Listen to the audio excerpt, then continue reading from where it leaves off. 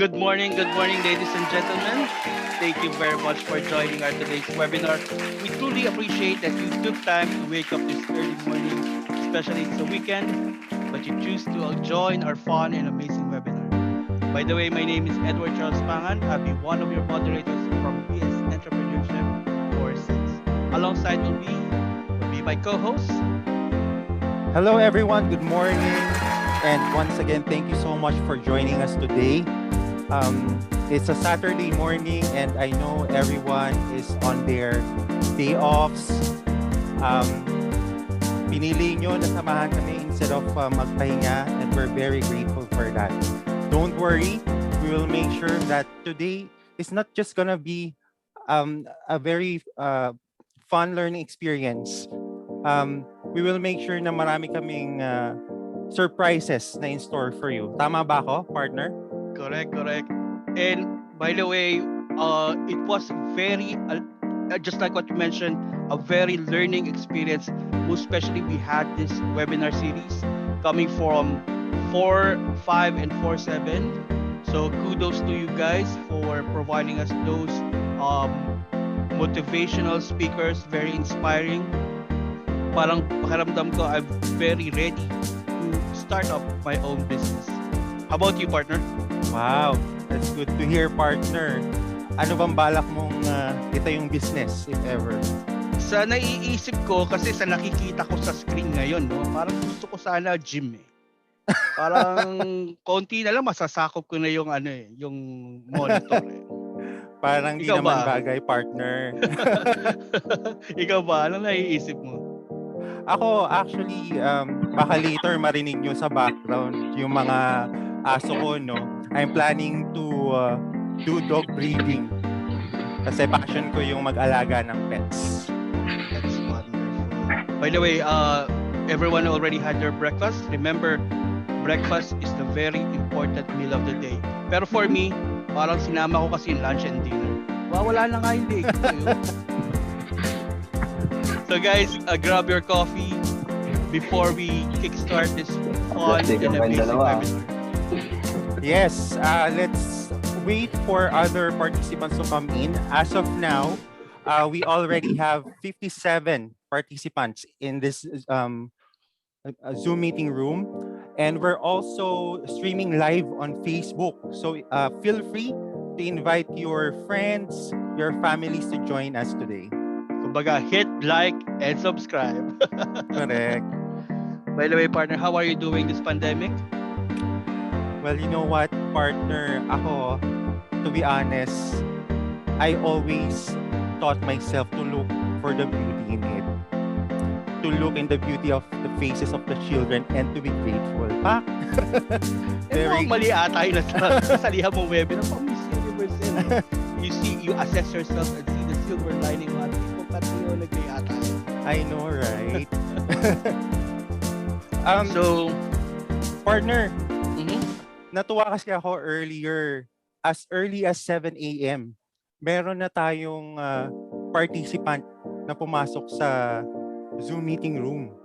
So, as early as now, magbigay na tayo ng prize. That's correct.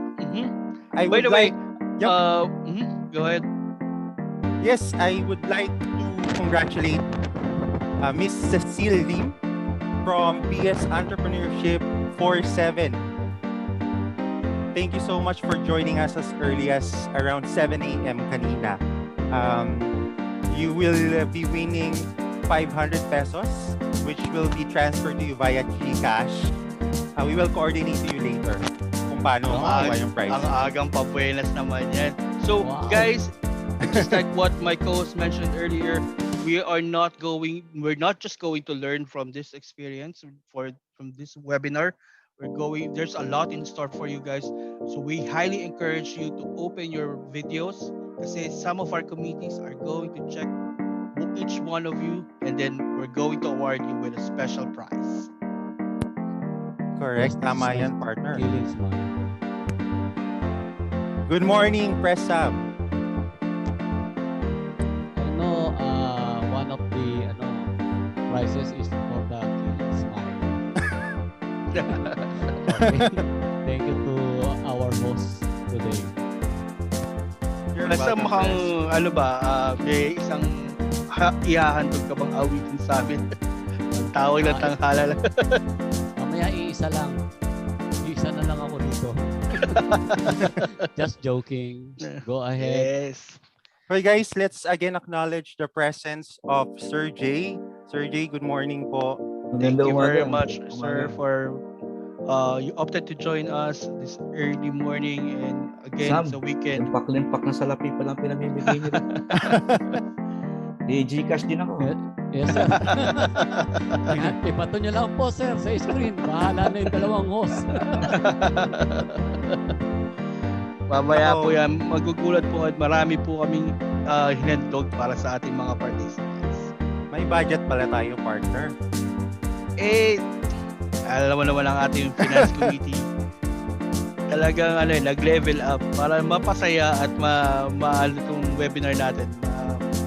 Hindi lang nga matututo tayo, mapapasaya at marami tayong ihahandog para sa kanila. I agree. Kaya thank you very much sa ating finance committee headed by Ate Lynette Sese. And also, I would like to acknowledge the head of our technical committee, si Rain. Siya ngayon yung nag-cooperate ng ating Zoom room. Kanina pa siyang 5 a.m. dito. So, thank you so much, Rain, for helping us. Also, nandiyan na I would like to acknowledge the presence of your teacher, si Ma'am Beth Dizon. Dr. Dizon is there. Hi, Dr. Dizon. Thank you so much for joining us. Good morning po. Good morning, ma'am. Yes, good morning. Of course, I need to join you. Good morning, ma'am. Good morning, Sir Jay. Good morning, Sir Sam. And good morning, everyone. Fresh na fresh. Sa umaga. Oo. Ano pa Good ng morning, buhok? Ma'am Dizon. Good morning. Good morning po. So as of now, we already have 65 participants in this meeting room. Just like what Sir Jay mentioned earlier, I made a poll kanina to know how you're doing. So as of this time, 62% said they are very excited. That's very good to hear, guys. We are actually feeling the same. I'm glad na on the same page tayo. Excited tayong matuto, most especially with our topic ngayon. Definitely everyone will be encouraged, most especially during this pandemic. We opted to stay resilient, so stay put, guys. We will make sure that there will be a lot of takeaways. Yes, Ayan. point of order. Our one of the resource speaker is now. Ayan. Is it Miss Bell? Yes. Ayan. At Good the third morning. panel of our monitor. Amazing. I'm still seeing a lot of participants coming in. Mm-hmm. Alright. Probably by 8:10 or 8:15, Yep. we can kickstart. Of course. But before that, let's set our ground rules muna, no? Correct. Here are a few reminders. Please enjoy our webinar rules. It's going to be presented by our technical team.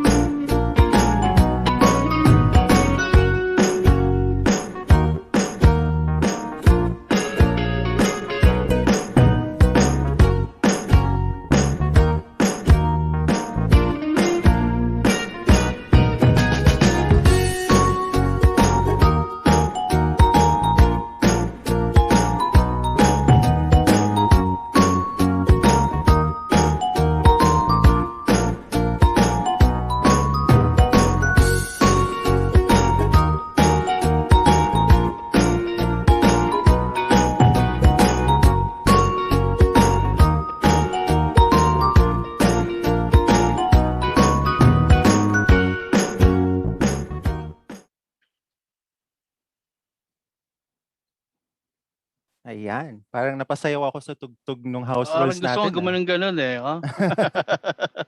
By the way, later on, if you have any questions during the presentation, please type them into the question box in your Zoom. That will be on the control panel, and then we'll bring them up during the presentation, and we will also have time for questions by the end of the presentation by our speakers. That's right, naka-standby ngayon ng ating Q&A correspondent, si Marita Salva, also known as Mariko.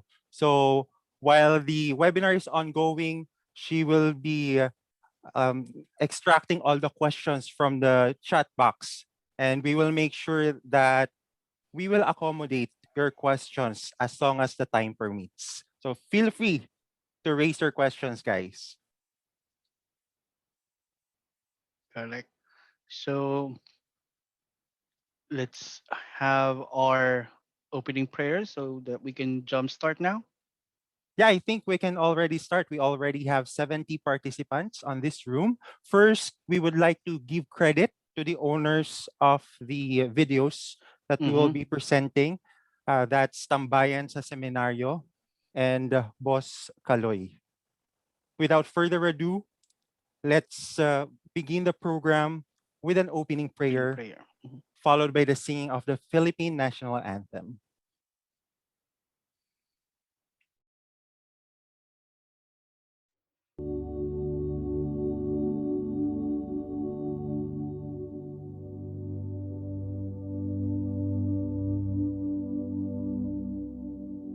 Our ever-loving Father, the core of every reason, the source of truth. You who made the earth and the heavens are the ultimate goal of every knowledge seekers, the infinite wisdom, the cause of all that is good. We are truly grateful for this opportunity to gather together as a community despite the challenges we face each day. Yet you remained and gave us strength to carry on the responsibilities of bearing intelligence and using them for better purposes. We now humbly ask you to join us in our endeavor to explore the wonders of life in the world for knowledge's sake, that in whatever we learn today, we become more grounded to you, who is truth, who is love. We pray that you bless our speakers, the fount of your infinite knowledge, that they can share something worthwhile despite the limited time we have. They can channel all they know and share to us the beauty and truth of living as your child. We pray that you guide our participants, the seekers of your boundless knowledge, that they may continue to persevere in the search and be deemed worthy to share what they learn from today's session. Sanctify us, O Lord, not because we are worthy of it, but because we believe in your love and mercy, that at the end of the day, we can take home something that's amazing and meaningful. This we ask and pray through Christ our Lord. Amen.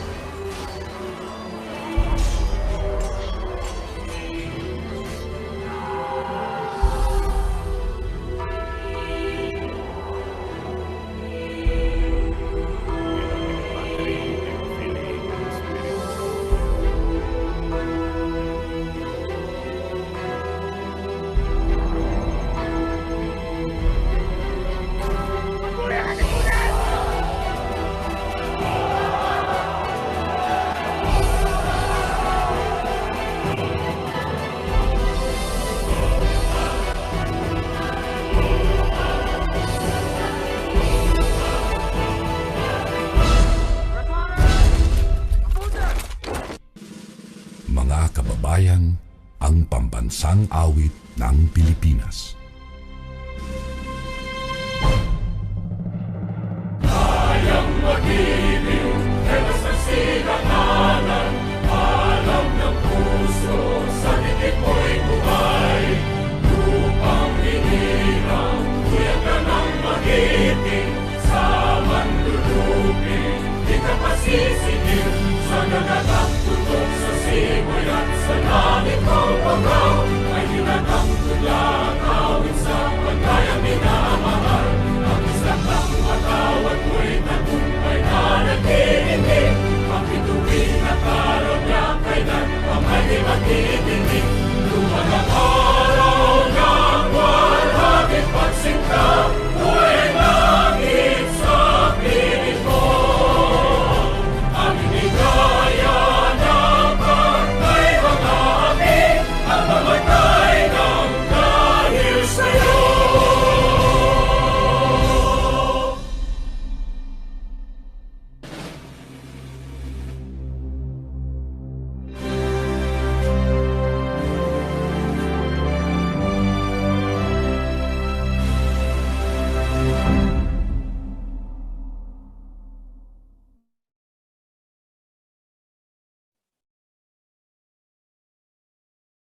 All right, and we're back. We're back and alive. So, just like we mentioned earlier, we're going to jumpstart now our presentation. We're now giving the floor to Sergey for our opening remarks. Gandang umaga po sa ating lahat. Good morning, Sir Jay. The entrepreneur's life is a hard life.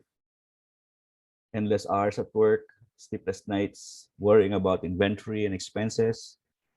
Time spent apart from the family are but a few of the things that entrepreneurs must endure. Yet, despite all this, we still choose to do it. Why? Because the rewards are great. When the pandemic hit, it hit us hard.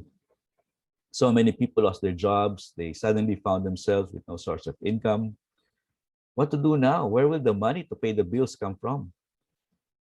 This was where the entrepreneurial spirit of those affected kicked in. With no source of income, they had to find a way to earn more money legitimately. Many resorted to online selling. As one expert said, the most valued business ventures nowadays are in selling food, selling clothes, selling health products, and doing delivery service. Most did not know anything about entrepreneurship. That was why they were not able to maximize their potential to be big. Webinars like this one that you organized may and can be a great help to them, to all of us. This may just be a requirement in class, but you are doing a great favor to those who need your help to become successful entrepreneurs. This early, I would like to congratulate you for a job well done. Indeed, you're doing something really amazing for yourself and for the country. I remember 4 years ago, you were given a second chance in your education. We were so grateful that you decided to take the help of the PUP Open University system, which we offered you. Thank you for letting us be of service to you. 4 years ago, in-interview kayo, may paiyak-iyak pa. Nagtawanan tayo sa mga kwento natin. Yung mga kwentong buhay na laman natin, na in love na maaga, nagka-baby, nagtrabaho na maaga, parang binaliwala na yung pag-aaral dahil kumikita na ako eh. Yung iba naman wala talagang support, no? From iba't ibang mga rason. Kaya naunsyame or naputol yung ating pag-aaral ng araw. And then, nabalitaan natin na habang nagtatrabaho na, nandun tayo, napansin natin na bakit hindi ako ma-promote? Bakit nababypass ako sa promotion? Or bakit hindi ko makita yung magandang trabaho na gusto ko? Apply ako na apply, hindi ako matanggap. Yung pala, kailangan natin ng isang papel na nagsasabi na graduate tayo, nakatapos tayo ng isang 4-year course, ang baccalaureate degree, na yung papel na nagsasabing graduate ako. Kailangan pala natin yun. Buti na lang, nabalitaan natin may OU. Either nag-online ka, napalitaan mo yon, may nagsabi sa yung kamag-anak, may nagsabi sa yung kaibigan, word of mouth, or nag-walk-in ka lang doon, and binigyan nyo kami ng pagkakataong matulungan kayo. Maraming salamat. Maraming salamat at nag-decide kayo na gusto nyo mag-aral muli. Konting kembot na lang, ilang linggo na lang, gagraduate na tayo. Noong 44 years ago sa orientation, pinangako ko, hahatid ko kayo sa PICC. Pero mukhang mapapako yung pangako ko na yun dahil wala. Hindi tayo makapunta ng PICC. Hindi naman natin kagustuhan lahat to, pero gagraduate tayo. Gagraduate tayo. At gusto ko sana na pagka-graduate nyo, ituloy nyo na pag-aaral nyo, mag-MBA na kayo. Meron na tayo MBA dito sa Open University. Tuloy na.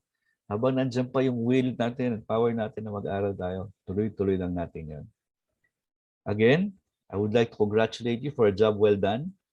You are doing really something amazing for yourself and for the country. Thank you again. God bless all and stay safe and have a wonderful webinar. Wow. Thank you. Thank you so much, Sir Jay. Grabe. I Yes. can't help myself but be emotional. Thank you so much for taking us down memory lane. Parang nagbalik yung yung nakaraan. Ikaw ba yung isa sa mga umiyak na yung interview? Halata po ba? Halata po ba, sir? Naalala niyo po, sir, no? Oo nga. Correct. Ah, Salamat ah, po for that Thank you also. inspirational message. And Sir Jay, if it's not too much to ask, pwede po ba kaming magkaroon ng quick photo op? photo op. Sige, go ahead. Yeah. Ayan. Guys, from the attendance committee, let's have a quick photo op with Sir Jay. Open your cameras, guys. Yun, no? Gaganda naman yan. All right, isa pa. One more shot. Si Giselle, oh, ang gagawin, ang pa rin nag-smile, oh. All right, I think we're done. Perfect. Thank you very much. Thank you, sir. Thank you, Jay. sir. Enjoy your Alright. weekend. You also. All right.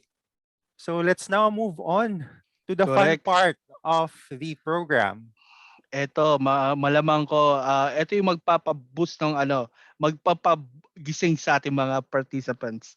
Kasi we're going to have this fun game. Yes, let me just share my screen real quick. Give me a few seconds. So the game is called Kahoot. Is everyone familiar here with Kahoot? Mukhang bago sa pandinig ng mga participants natin. Partner to. So, can you provide us the instruction on how are we going to play Kahoot? Well, don't worry. Napakasimple lang nitong activity na to. You don't need to have a Kahoot account to be able to join. So all you need to do, guys, is go to the website www.kahoot.it. It's also flashed on the screen right now. And can someone help me type the website to the chat box para makita rin ng iba? So once you're already there on the website, just tap on the play button at the top part and then enter the game pin, which is also flashed on the screen right now. The game pin is 9306563. Ayan, meron ng mga participants. Iba talaga pag techie. There you go. Let's just wait for more participants before we start the game. Again, guys, there's a prize store, so I highly encourage you to join this wonderful game.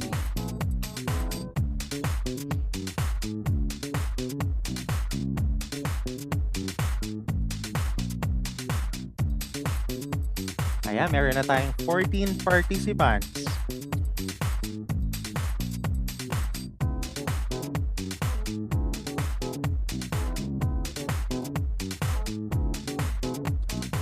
All right, while we're waiting for more joiners, let me just tell you how the game works. So it's basically an online quiz. There will be 5 questions that you need to answer. And huwag kayong mag-alala. Napakadali lang nitong mga questions na to. So, the person who enters the correct answer the fastest will get the highest points. So, pabilisan to guys. It's not enough na tama yung sagot mo. Dapat mabilis ka rin sumagot. And by the end of the game, we will announce the 3 persons with the highest scores. And of course, we will be giving them prizes. Yun naman, yun ang nakakaala doon. Yun ang nakaka-excite eh. So early on, we have a winner and we have provided them 500 Gcash. So for Kahoot, later we're going to announce how much it will be. Ayan, so we already have 31 participants. I think we can already start the game, no? You can continue joining while the game is ongoing. Are you ready, guys? All right, so let's play Kahoot.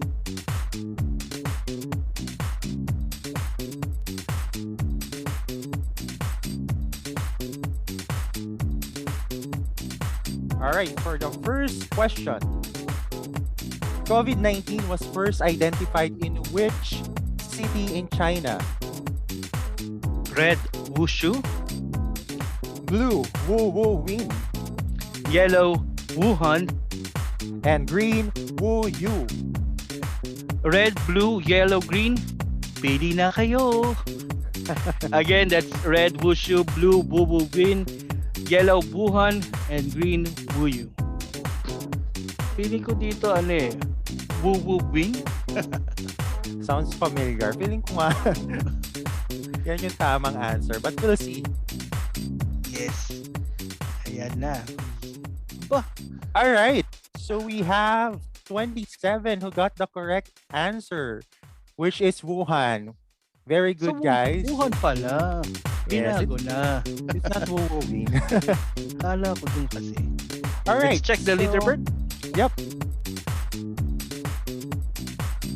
All right. Nako, napaka-close ng competition. We have Rowin with 971 points. Talaga Followed namang by- win na win si Rowin. Correct. And followed by Mary Ann Galano with 970 points. And Salve Negete with 960 points. All right. So let's now move on to the next question. Next question.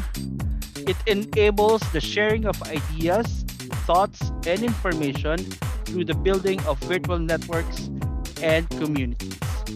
Red, social media. Blue, social distancing.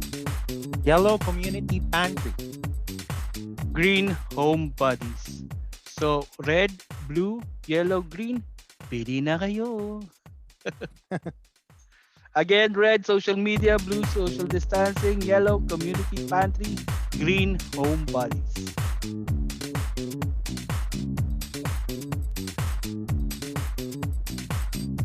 All right, the correct answer is of course red, social media. And 27 got it correctly. The same number as earlier. Pare-parehas din kayang tao tong mga to. Ayan, check natin. All right, let's check our leaderboard. Aba nga naman talagang humahataw si Ruin with 1,944 points. Next by Mary Ann Dalano, 1,924. At habol lang Salve with 1,889 points. All right, let's now move on to the third question. With great power comes great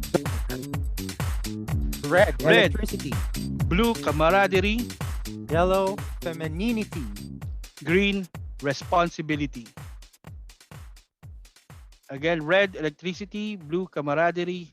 yellow femininity, green responsibility. Alam mo ako, ang sasagot ko dito with great power comes great electric bill. Well, apparently, ang bilis nilang sumagot and Responsibility pala, binago na.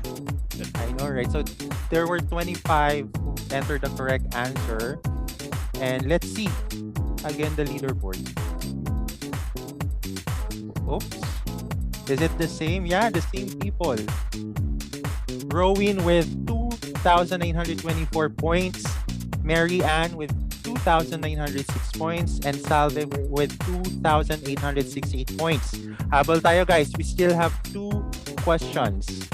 So, Said mukhang talaga namang lumalaban. Tuloy mo lang yan. alright. Here's the next question. Okay, known as the richest person in the world with an estimated net worth of $187 billion. Red, Samuel Santiago. Blue, Raquel. Go ahead, partner. Blue, Raquel Alidon. Yellow, Rachel Luis. And green, Jeff Bezos. Again, red, Samuel Santiago. Blue, Raquel Alidon. Yellow, Rachel Luis. And then green, Jeff Bezos. Ako, taya ako dito dun sa kulay. Kay Samuel Santiago. Ito yung sakalam. Parang familiar yung ibang names. Oo nga Ako, talagang doon ako sa Samuel Santiago tataya. So, hindi na natin bibigyan ng prize if ever sila manalo. Yaman yan, Samuel Santiago.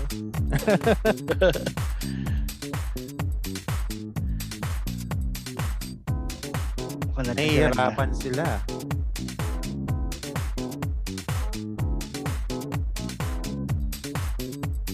Oh my gosh, mali tayo, partner. Nilaban ko si Samuel Santiago pero mukhang ang tamang sagot ay si Jeff Bezos. And 21 of you guys got it correct. So let's check the leaderboard. Aba naman talaga.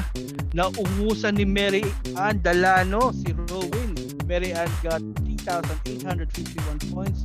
Rowin got 3,838 and Salve 3,832 points. Okay lang yan, guys. We still have one last question. So, pwede pa kayong humabol. Let's now move on to our last laban ni Rowin tsaka Mary Ann, ha? Oo nga, ilang points lang. Alright, here's the next question. Let me read it to you guys. A well-known business strategy where franchisor grants or licenses some rights and authorities to franchisee. Red, franchising. Blue, networking. Yellow, investing. And green, sole proprietorship. Again, red, franchising. Blue, networking. Yellow, investing. Green, sole proprietorship. So red, blue, yellow, green. Pili na kayo.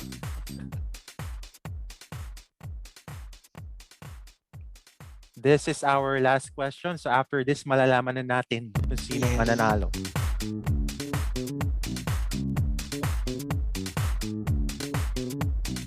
Twenty more seconds. Ano kaya ang sagot dito, partner? Sa feeling ko kasi nadidistract ako sa natin, mukhang bowling pero wala pala siya ganun. Anyway, let's check. Right answer is red, franchising. Let's check kung sino ang nanalo. Alright, guys, are you ready to know who the winners are?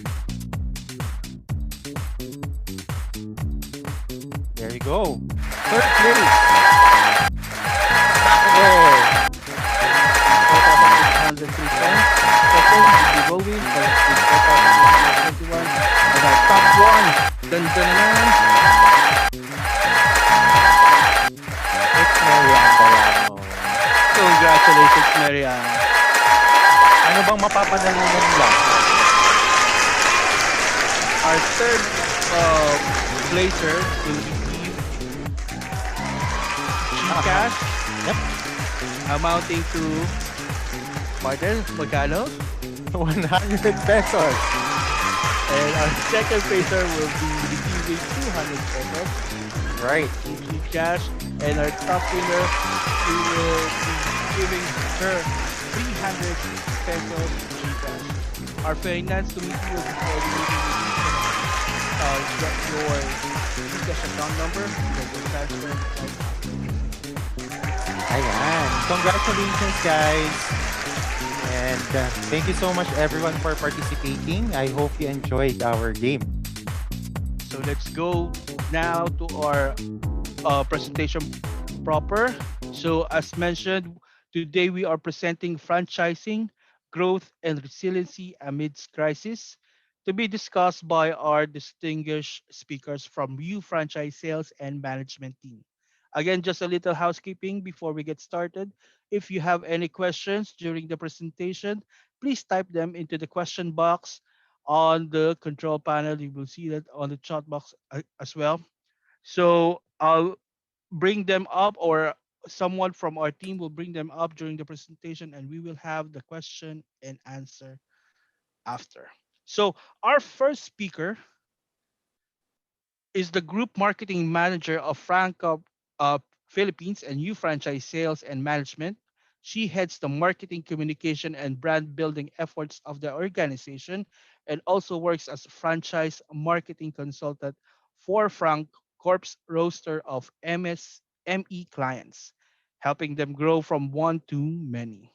She earned her certificate franchise executive title, having completed her mini masters in franchise management under the auspice of the Asian Institute of Certified Franchise Executive and the Philippine Franchise Association. She graduated with bachelor's degree in advertising and public relations from PUP as well. Before joining Francorp Philippines and U Franchise, she was the marketing manager of Adobo Connection and Systems and franchise officer at Mr. Donut. Ladies and gentlemen, I present to you Miss Vel Cacha Manila. Vel, good morning. Hello, Julius. Good morning. Hello, Good everyone. morning. Good morning, Hi. ma'am. Yeah, so I'll include lang myself to the spotlight. Hello, good morning, and very exciting day today. Ano? So I hope that you are very excited as well for the learning session that we will have. And as mentioned as mentioned by our host, no, I will definitely accommodate the questions that you will be asking me later. And sana maging very very helpful lang session natin ito. Kung medyo may naririnig po kayong mga may nagpupok-pok-pok sa background ko, hindi po ako 'yon. Yung kapitbahay ko po 'yon. Pero I hope everything is okay para po sa ating presentation today. So, first off, I'm a PUP graduate 10 years ago. I can't believe when I was counting it last night. I can't believe that I graduated 2011. Sorry, yeah, correct. I graduated 2011 and then 10 years na pala ako nagtatrabaho. So it's been a long time since I gave something back to the PUP community. And it's an honor to be with my mga kapwa scholars. So maraming salamat for this opportunity to President Samuel Santiago of the Philippines na ba yung susunod? Yeah, for giving me the opportunity to speak with all of you today. Our subject today is something that I'm really passionate about. No, whenever I have the chance of discussing it, whether it's with friends, whether if it's with people in big, high ticket, high profile people, it's always a subject that I'm passionate about in explaining. So because franchising is actually very close to entrepreneurship, although there are very unique differences. But franchising is a very, very humble sector in our economy. But what makes me proud about this sector is that even though it's very humble, it has changed lives of dreamers. For example, OFWs wanted to go home and have a very good business, a proven with proven systems in place, and then that OFW became a multi-unit franchisee. So that's what really makes me passionate about this subject. So I hope that you will stay with me until the end of this part, and even for the rest of the next two speakers. I hope that you will be with me. So now I will start my share screen. All right. So I hope you can see it. Okay. So, here's my topic, pivot, franchising growth and resiliency amidst crisis, pivoting in the face of crisis. What I will be showing you with all of you today is an overview of the franchising industry in the Philippines during the COVID-19 pandemic. So, I'm giving also a very brief franchising 101, just for you to understand better what franchising is and how franchising works. No? So, there again, and my name is Vel, so feel free to call me Vel, and I represent Francor Philippines and you franchise sales and management. So uh, here is our flow. This is what I will be discussing with all of you. Yan. Is my screen okay? Meron bang mga black in the okay naman? It's Just okay, Miss Bell. We can see it clearly. That's good. So this is the flow of my content, So I will do a brief introduction and then franchising 101 just for you to understand more on how the franchise relationship works. And then number 3 is an industry overview. And 4 is the franchise business model. Yun, nasama na to sa question kanina sa Kahoot.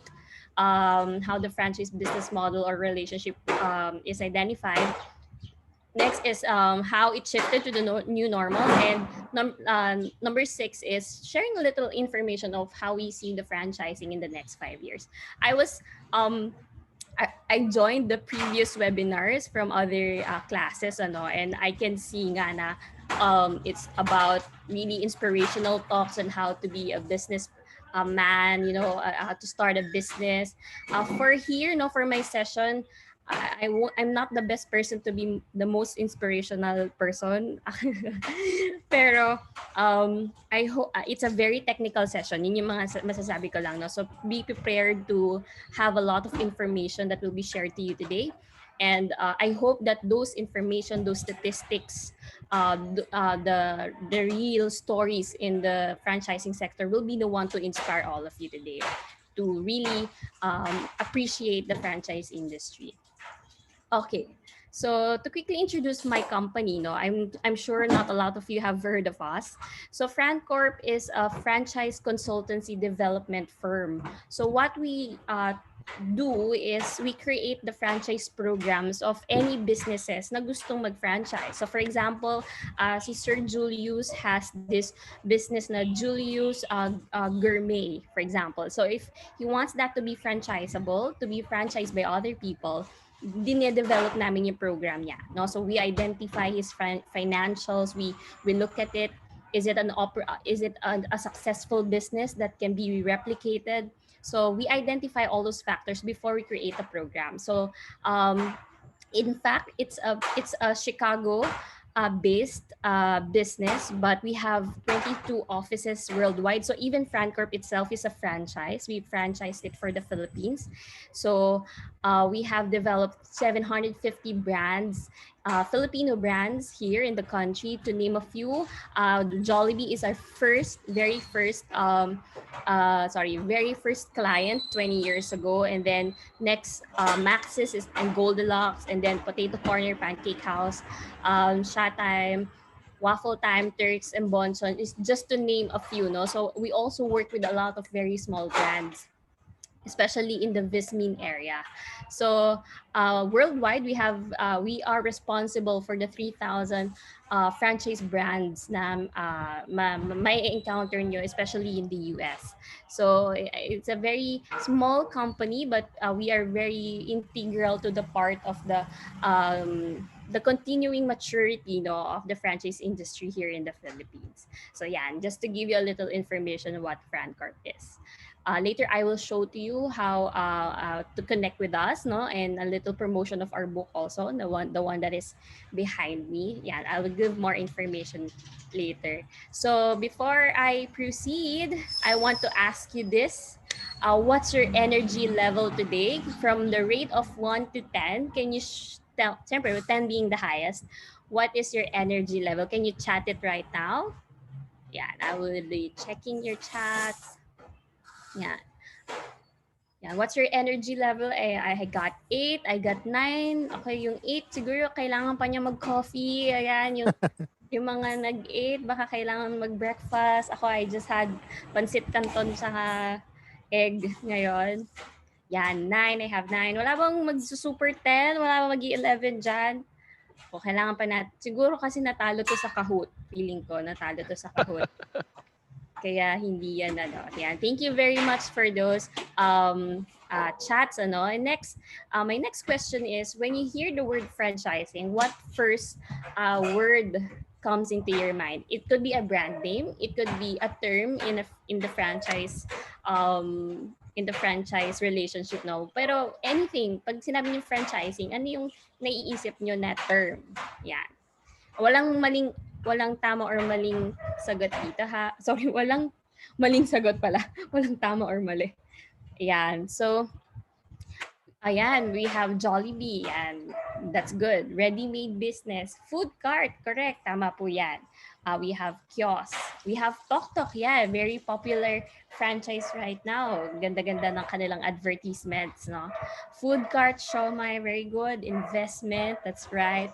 Yeah. So thank you very much for those words. No? And it really gives me an overview of how you see franchising. And I hope that this session will give you a better appreciation to the industry. Okay. I tend to speak really fast sometimes, so babagalan ko po. So just to give you a definition about what franchising is, tama rin yung shinare kanina sa Kahoot, no? That's the more formal one. But whenever I talk to people, this is what I give them as a definition. It's duplicating the success of a successful business. The operative words being duplicating and successful. You cannot franchise your business. So alam ko, you will be entrepreneurs, no? That's why you got this course, because eventually some of you will be businessmen also. So the thing in franchising is for you to be replicable, for you to be duplicated, you have to be successful, because what you want to the franchisees to have is also success, no? I remember Joe Magsaysay, the chairman emeritus of Potato Corner, said before na if your business is already having problems, then don't go franchising, because imumultiply mo lang din yung problems na yon to your franchisees, and then kawawa din sila. So remember that in franchising, although there are, maraming factors involved, but it is important that at the baseline of the business, it is successful. It has a proven prototype that proves its success. It has a proven prototype that got its ROI in the correct years, in the correct months. Return of investment. So there again, it's duplicating the success of a successful business. So in the Philippines, it has we conducted a pre-pandemic USAID study a few years back. So this is how franchising is compared to anything that is do it yourself.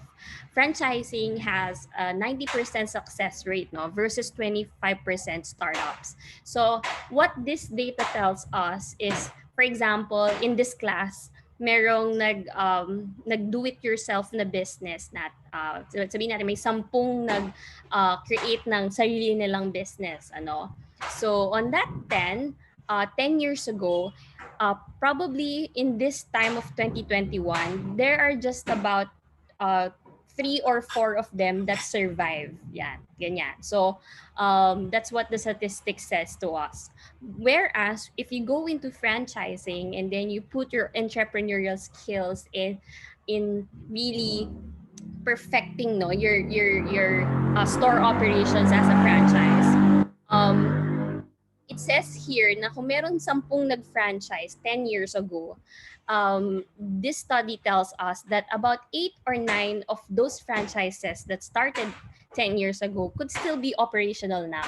Siyempre, pre-pandemic status to, no? So, walang COVID-19, walang ECQ related here. So, it just says here that franchising has a 90% success rate versus 25% startup. So, as we go along, I will tell you why. I will tell you some of the reasons why it really works in franchising. If you really want to go start a business, why franchising gives you a better margins of success. Okay, so In fact, in the Philippines, this is also a data that we have in the Philippine Franchise Association. In the Philippines, it's 1,800 that we have, 1,804 franchise brands. Imagine nyo yun, 1,800 for, so kung gusto nyo mag-franchise, good news or bad news yon. Good news, you have 1,804 brands to choose from. And the bad news is, you have 1,804 brands to choose from. Kumbaga, mahirap din siya. Hindi siya yung it's not always positive, Parang it could get really difficult to identify what kind of franchise you want for yourself. But the good thing is you have a lot of options. So 1,804 986 of which are local franchises, meaning ito yung mga homegrown dito sa Philippines, So to name a few, Jollibee, Potato Corner, the Generics Pharmacy, ayan, Turk Shawarma, yan lahat yan homegrown. And then 517 of that 1,804 naman are foreign franchises. So you've named it earlier. Hindi pala, that's McDonald's, that's Wendy's, that's Krispy Kreme, Pizza Hut, yan. Yun yung mga foreign franchises that came here in the Philippines, and meron sa kanilang nag-master franchise for the Philippines, a country master franchise. So what I'm just saying is that this data has been growing for the last 25 years. And for me, this just means, as someone who is not a very good mathematician, this just really means that if there are 1,804 brands clinging into this franchise, clinging into this method of success, then it really means that it is a successful way to really grow your business and be in business. Kasi kung from the start pa lang it has not proved its success, then probably we really won't go into 1,804, and probably at with our numbers right now, it could be 2,000 plus already. So this just means for me that franchising is really a growing and maturing industry in the Philippines. And in fact, the reason then that I'm really proud of with franchising is hindi lang natatapos sa mga food cart. Yan, as you mentioned kanina, Jollibee, food, siomai. You wouldn't believe we created a franchise program for a funeral homes. Yan. It's funny pero totoo po yun. We created a franchise program for a dialysis center. So we also created a franchise program for an online franchise. So hindi na siya na-stuck lang with food cart, with siomai, with buko.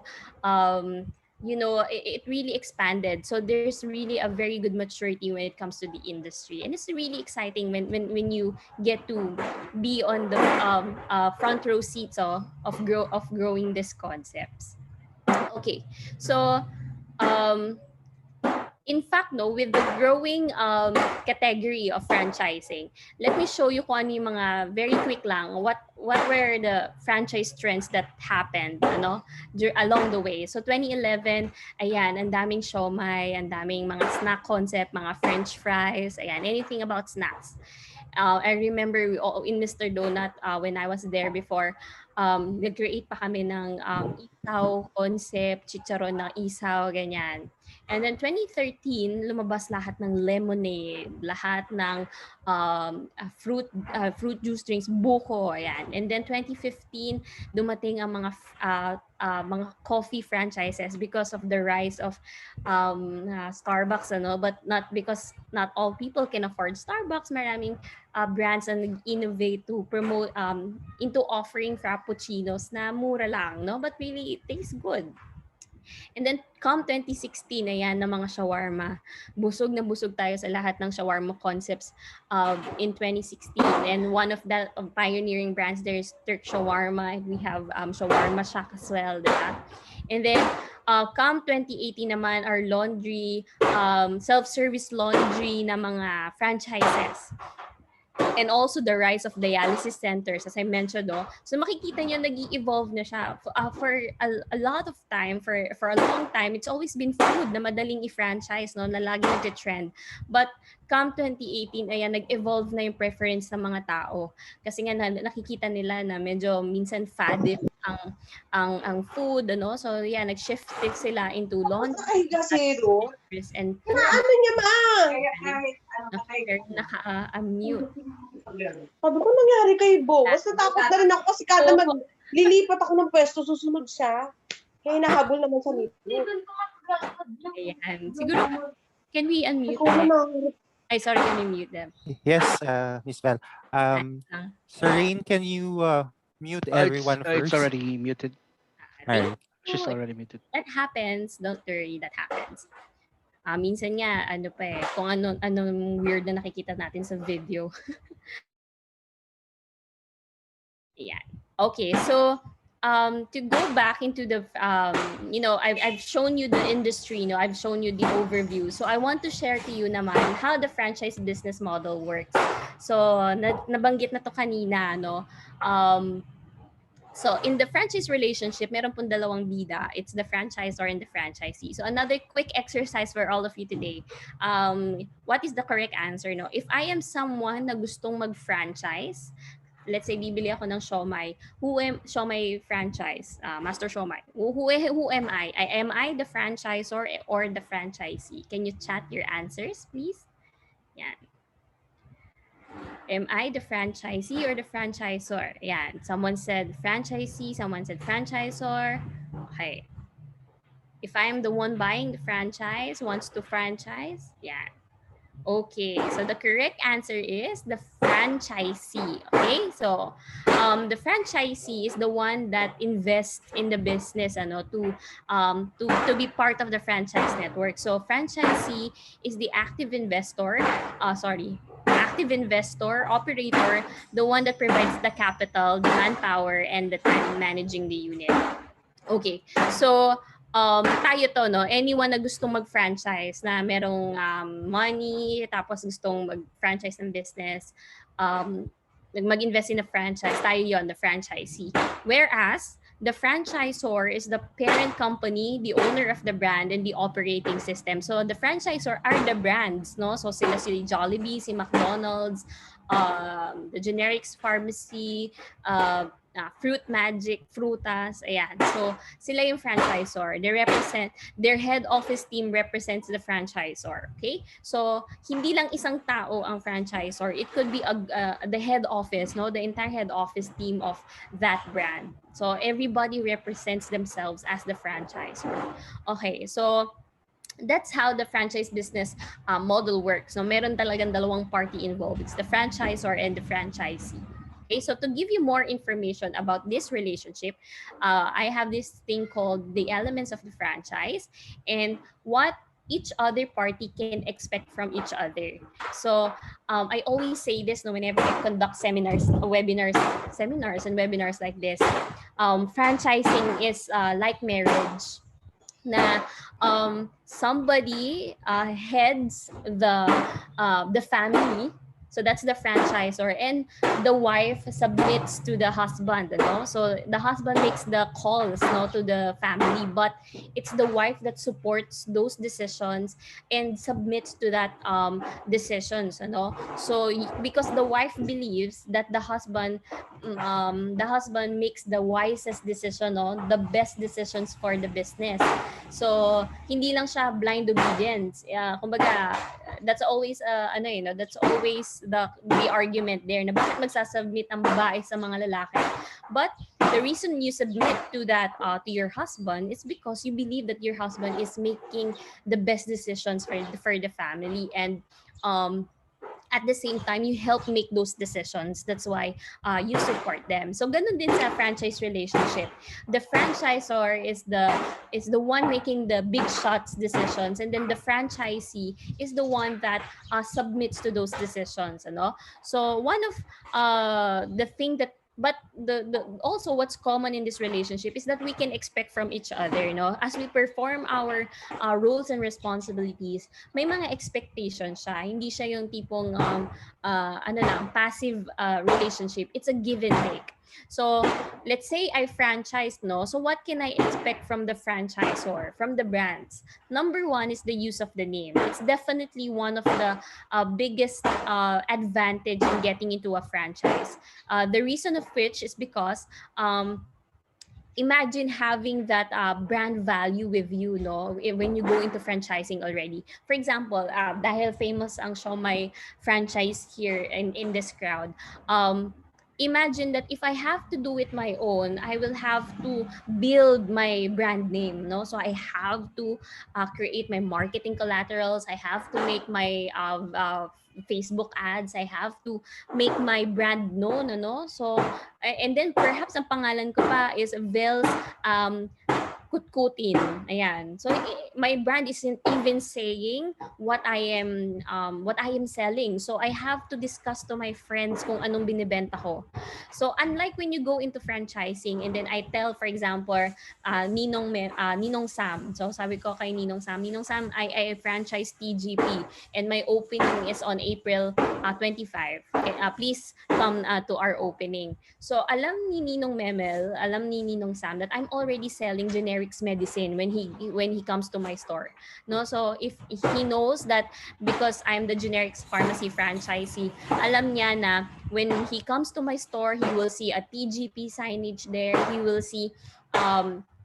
He will be able to buy very affordable generics medicine. So alam na niya, no, I don't have to explain it to him to him pa. So that's one of the good advantage there. You really get that head start when you go into franchising. You don't have to really start from scratch. You already have this advantage of parang attaching yourself to that brand, and the brand speaks for itself kung ano yung what your business is about. So for example, you are a potato corner franchisee, so the use of the name, they will grant you this, and your potential customers already knows that you are selling the potato corner products, diba? So it gives you that credibility as a business na you are part of an established brand. So that's one part that you can expect from them. You can freely use their name for your business advantage. And then sometimes pa nga, it makes an advantage for personal reasons. For example, you're applying for a US visa, you're applying for a bank loan, to make them know that you are a franchisee of any of these brands gives you that, ranking advantage already. Okay, next is, of course, the use of the system. I would expect my franchisor, the brand that I franchise, that they will give me the systems, no, that I need in order to make my business successful. So as we defined it earlier, no, it's duplicating the success of a successful business. Therefore, if I don't know how to cook the chicken joy properly, if they didn't teach me how to make that crispy French fries of McDonald's, then my business will fail. Then my customers will complain. So therefore, in the franchise relationship, they will train you with all of this. No, they will train you even in the aspects of handling your people. For example, you are hiring your people, they will be able to train your people as well. So it really gives you that big head start, ang laki agad ng leap mo when you go into franchising. So in the use of the system there is includes them training you with the systems and procedures that they have. So they will also be giving you an operations manual. So for example, that operations manual is actually a very, very big book. Yan. So siguro 1,000 plus pages, because that operations manual serves as your Bible in running the business. So from starting your business, like identifying what's the best location for this business. Next stop is for processing your permits. It's there, no? So up to the time that you will close your store, for example, your contract ended, or gusto mo nang umalis in the business, the closing is also part of that operations manual. So even the stories in between, no? So for example, dealing with theft, no? Merong staff ka na nagnanakaw sa'yo. How do you deal with that? That is also included in the operations manual. Why am I giving emphasis to this? Because, when you start a business, you don't have that luxury of information. Majority of the time, when you do a business for yourself, you are, ang tinatawag namin doon na decision making is TSL. Meron po ba sa inyong aware sa term na TSL? Yan. Meron ba? Okay, sige. So, ang TSL po is a system we call tingin sa langit. Ayun. So, kunwari, merong nag-theft, no? May issues of theft or hindi nagbabalanse ang inventaryo mo. Usually, how you deal with this is titingin ka muna sa langit before you deal with it. But in franchising, it's very systematic. In franchising, it's you have the systems and procedures in place for you to give the best response to that kind of problem. So next is the products. Next, in franchising, definitely the product acquisition, no, the procurement of products is something that you don't think of anymore, no. So because also in franchising, you have that economies of scale. I hope some of you already know what economies of scale already means, no. Meaning, economies of scale. How do I say it? You parang because you have the capacity to order large quantities, you get the best price. Yeah, wholesaling in layman's term. So in franchising, you have that kind of advantage as well because your franchisor is ordering for, let's say, si Potato Corner, it's already 2,000 plus branches. So the French fries that they are ordering is for that bulk of outlets already. Therefore, you get the best price as the franchisee instead of kukuha ka ng supplier and then you purchase for one store. Siyempre, mas malaki yung difference ng product cost. So you have that kind of advantage as well. I remember when I was working also for Adobo Connection naman, as a local store marketing person nila. My franchisee is arguing with me na sabi niya, Bel, ang mahal mo magsingil ng flyer sa akin. I have this supplier na can give me this at let's say na lang piso niya kayang ibigay sa akin yung flyer na yon. Siguro I'm charging her 1.25 at the time, pero if you multiply it by 5,000 quantities, syempre mahal na yon, diba? So she said na, sige, wag na lang, just create for me a material, ako na lang magpiprint. Okay, ma'am, sige. I assured her that that is the best price that she will get because I'm ordering in bulk, but because she feels like mas makakamura siya, so yan. Anong nangyari, nag-quote sa kanya yung supplier, so akala lang pala niya piso, pero ang nangyari, siningil siya ng 250 because I am ordering for 50,000 quantities, whereas she is ordering for 5,000 pieces only. So I hope you get the point, ano? So being in the franchise relationship, you really have that kind of advantage.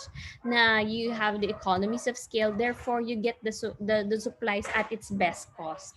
Plus the advantage then of the supply chain, ano?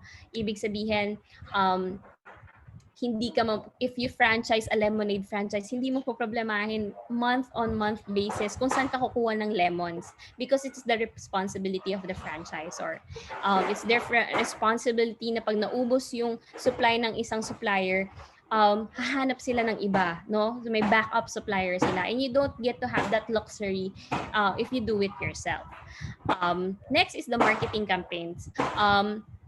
What's good about franchising also is they have a calendar of events for marketing. They have a dedicated team to do the marketing of the brand. And their responsibility is to make that brand alive in the industry. So if our brand, for example, is frutas, no? For example, shakes. We're selling fruit shakes. Yan. So ang dami nating competition. So the head office team's responsibility is to make our brand known against the competition, to make it stand out. So imagine that, no? You don't you will be thinking about that kapag you do it on your own, no? How will you stand out with competition? How will you really push your product? So you have to create a marketing campaign, tapos inaasikaso mo pa yung commissary mo, inaasikaso mo pa yung kitchen mo, inaasikaso mo pa yung tao mo. So in franchising, that's the franchisor's job. You just really have to execute marketing on your store. At your store rather. So next is the store design, the merchandising. When you go into franchising, it's almost na pag nagbayad ka na ng investment capital is halos pwede mo na masimulan yung yung business mo bukas. That's how fast it is. So you don't have in franchising, you don't have to think anymore of what colors will you be using for your walls, what kind of furnitures will you be using, ano klase ng cart, acrylic ba yan or kahoy ba yung gagamitin, because in franchising those are already identified, no, those are already identified. So what I'm just saying is that it makes it faster. No, you make decisions faster. I remember this true story from our boss. Na he has a friend na ang ganda-ganda ng business idea ng friend niya, but hindi pa rin naglo-launch. Parang 2 years na niyang parang pinaplano, hindi pa rin naglo-launch. So ang tinanong niya sa what's the hang up, sabi niya ganyan, anong reason bakit hindi ka pa nag-start ng negosyo mo. Sabi niya, hindi ko ma-perfect yung uniform, hindi ko makita yung pinaka-best na tela. So imagine, just because of the uniform, hindi niya ma-start yung very, very good business idea niya. So in franchising, it's the other way around. No? Talagang everything's set in place. You have the inventory, delivered to you already. So it makes it really easy. No, I'm not saying making your own business is wrong. Okay, definitely I'm not saying that. It's just that in franchising, if you go for it, ang bilis, no? Kaya niyang masimulan agad yung negosyo mo at the time that you really want it to you really want it to happen. And lastly, for the franchisor's responsibility is the ongoing support.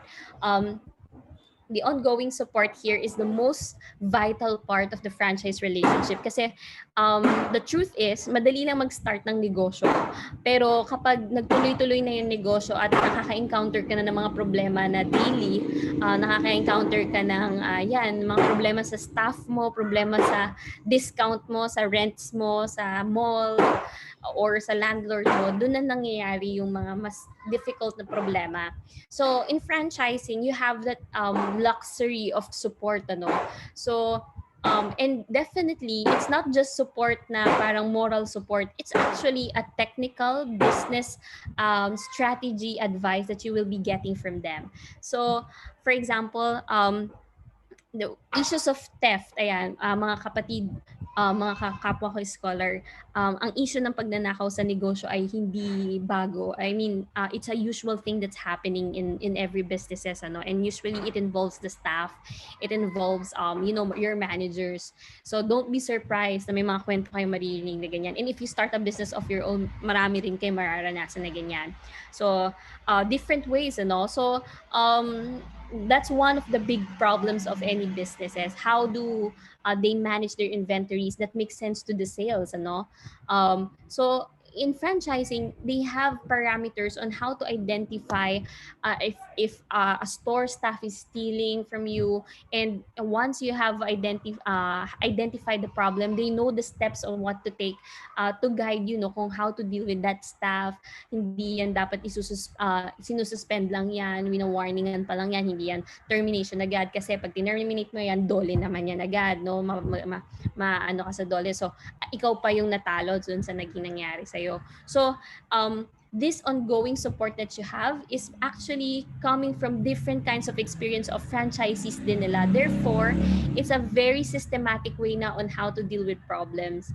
And for me, that's one of the biggest advantage. Imagine na you are in a business for yourself. Business ko to, pero merong nag-guide sa akin, ano, and they are also responsible for my business. Hindi lang sila yung parang nagpe-pray lang for me or yung nagigive lang ng advice, but they are actual people, businessmen, na gustong tulungan yung negosyo ko. Kasi if I fail as a franchisee, it's also a failure for their brand.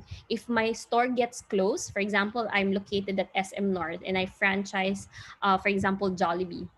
If I close my store at nakita ng mga tao na, bakit wala tayong Jollibee dito? What happened? Siguro hindi magandang negosyo. Siguro hindi maganda yung naging performance ng store. It will affect their brand. So it's really mutual advantage and disadvantage for the franchisor and the franchisee. Okay, so that's what we can expect from the franchisor. And if I'm going too fast, please share any questions in the chat box para po ma-attendan natin yan mamaya. Okay? Actually, ito pong session na to, it's a 2-day training, pero igaganyan natin lahat para po sa inyong lahat. So, next naman is, syempre, hindi natatapos yung expectations sa franchisor side. Meron din ina-expect sa atin pag franchisee na tayo. And that 3 is the money, time, and people. So, focus tayo dun sa pera, no, on the money aspect. Ako po, I've been selling franchises for siguro almost 7 years. For 7 years already. When I started with Mr. Donut, I'm selling their franchise at that time. And then ngayon, although I'm not selling as a salesperson, sinesell ko yung idea for them to inquire for the franchise. And one of the funniest things that happen sa akin is people think that franchising is charity, na wala kang i-invest na pera just because you're duplicating a business of someone. So parang, for example, we have this concept na House of Taho. Tapos sabi niya, taho lang naman yan, bakit napakalaki nyo naman parang ang laki naman ng investment na kailangan, taho lang yan, yung kapitbahay nga namin, ginagawa lang yan, ganun. So, hindi nabibigyan ng good value, no, yung negosyo. So, at the end of the day, remember, friends, that franchising is an investment. It's a business na you have to shell out money. Hindi siya pwedeng nadadaan lang sa pakiusap, ano? You have to really invest money in it. So, that's the one aspect that you have to really invest in, no, in franchising, money. So, what are the subcategories of money, no, in the franchise relationship? And number one of that is the franchise fee. Yeah, may dadaan na music sa background ko. Ayan, wala na siya. Okay. So, number one is the franchise fee. Okay? So, it's very common that the franchise fee, minsan akala ng mga naggusto mag-franchise, yun na yung pinakababayaran nila. So for example, sinabi ni Mr. Donut that I have a 35,000 franchise fee. Iisipin agad ng mga tao na yun na yung buong babayaran nila for the franchise. In fact, guys, franchise fee is not the entire amount of money that you will have to invest in the business. Franchise fee is just the license to operate. The license to be part of the brand. Okay? So, sige nga, maghulaan po tayo mga ka-scholar. Sa tingin niyo po, how much is the franchise fee of Jollibee? Pwede niyo po bang i-chat ngayon? Yan. Gusto niyo ba ng mga business chika? Marami din ako niyan. Ay, sorry. Oops, sorry. Okay. Yan, may nag-10 mil. Franchise fee pa lang po, franchise fee. Hindi pa yung buong investment. Yan, may nagsabi ng 25M, 50M. Yan, masyado malaki po. Bakit parang ang laki naman ng tingin nyo sa Jollibee? Ilang Jollibee po ba ang bibili ninyo? Ba't parang ang laki naman, 50M? Ayan.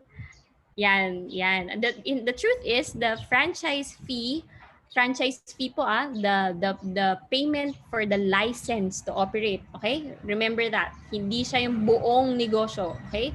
Franchise fee is the license, is to pay for the license to operate. So Jollibee's franchise fee is about 1.5 million. Okay? So yes, I'm not so sure with the Jollibee process. Ito na lang, the Turk Shawarma. Turk Shawarma's franchise fee, you won't believe, is 1 million pesos. So when you pay 1 million pesos, what do you get from it? 25 pages of paper. It's contract. The contract to be inside the business. So, totoo po yun. Yun ang unang ibibigay sa inyo, no? Pagkabayad nyo ng 1 million.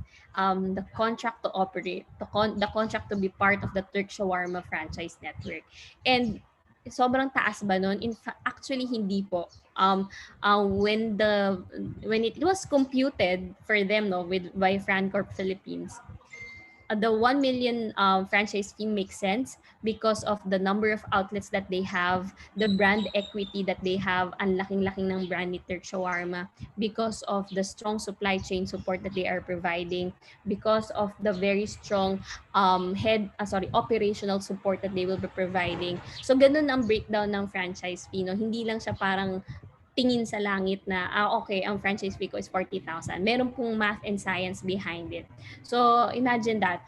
1 million you will pay to be part of the franchise network. So, wag po kayo ma-dishearten. Ano yun? Very isolated case yung kay Turks. Marami pa ring franchise on the very low end naman. Okay? So, pero i-discuss ko po yun mamaya.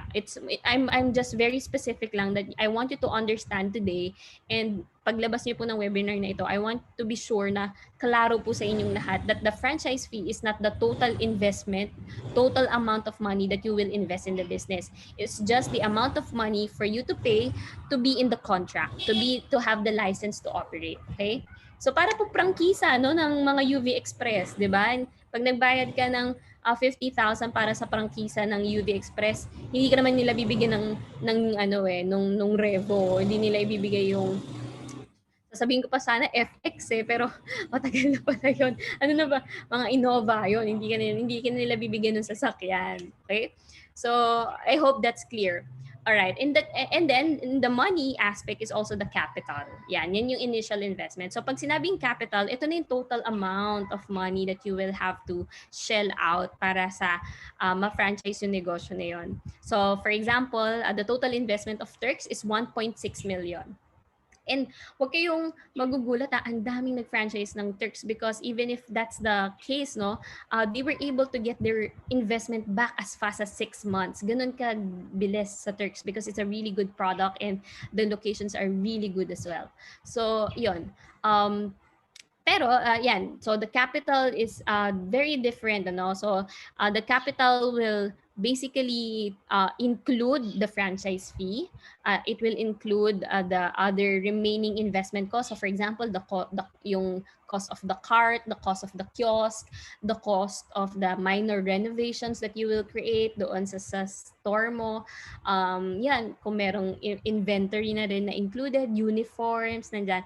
It's a total breakdown of all the costs that you will incur to franchise that business. Okay? So I hope it's clear.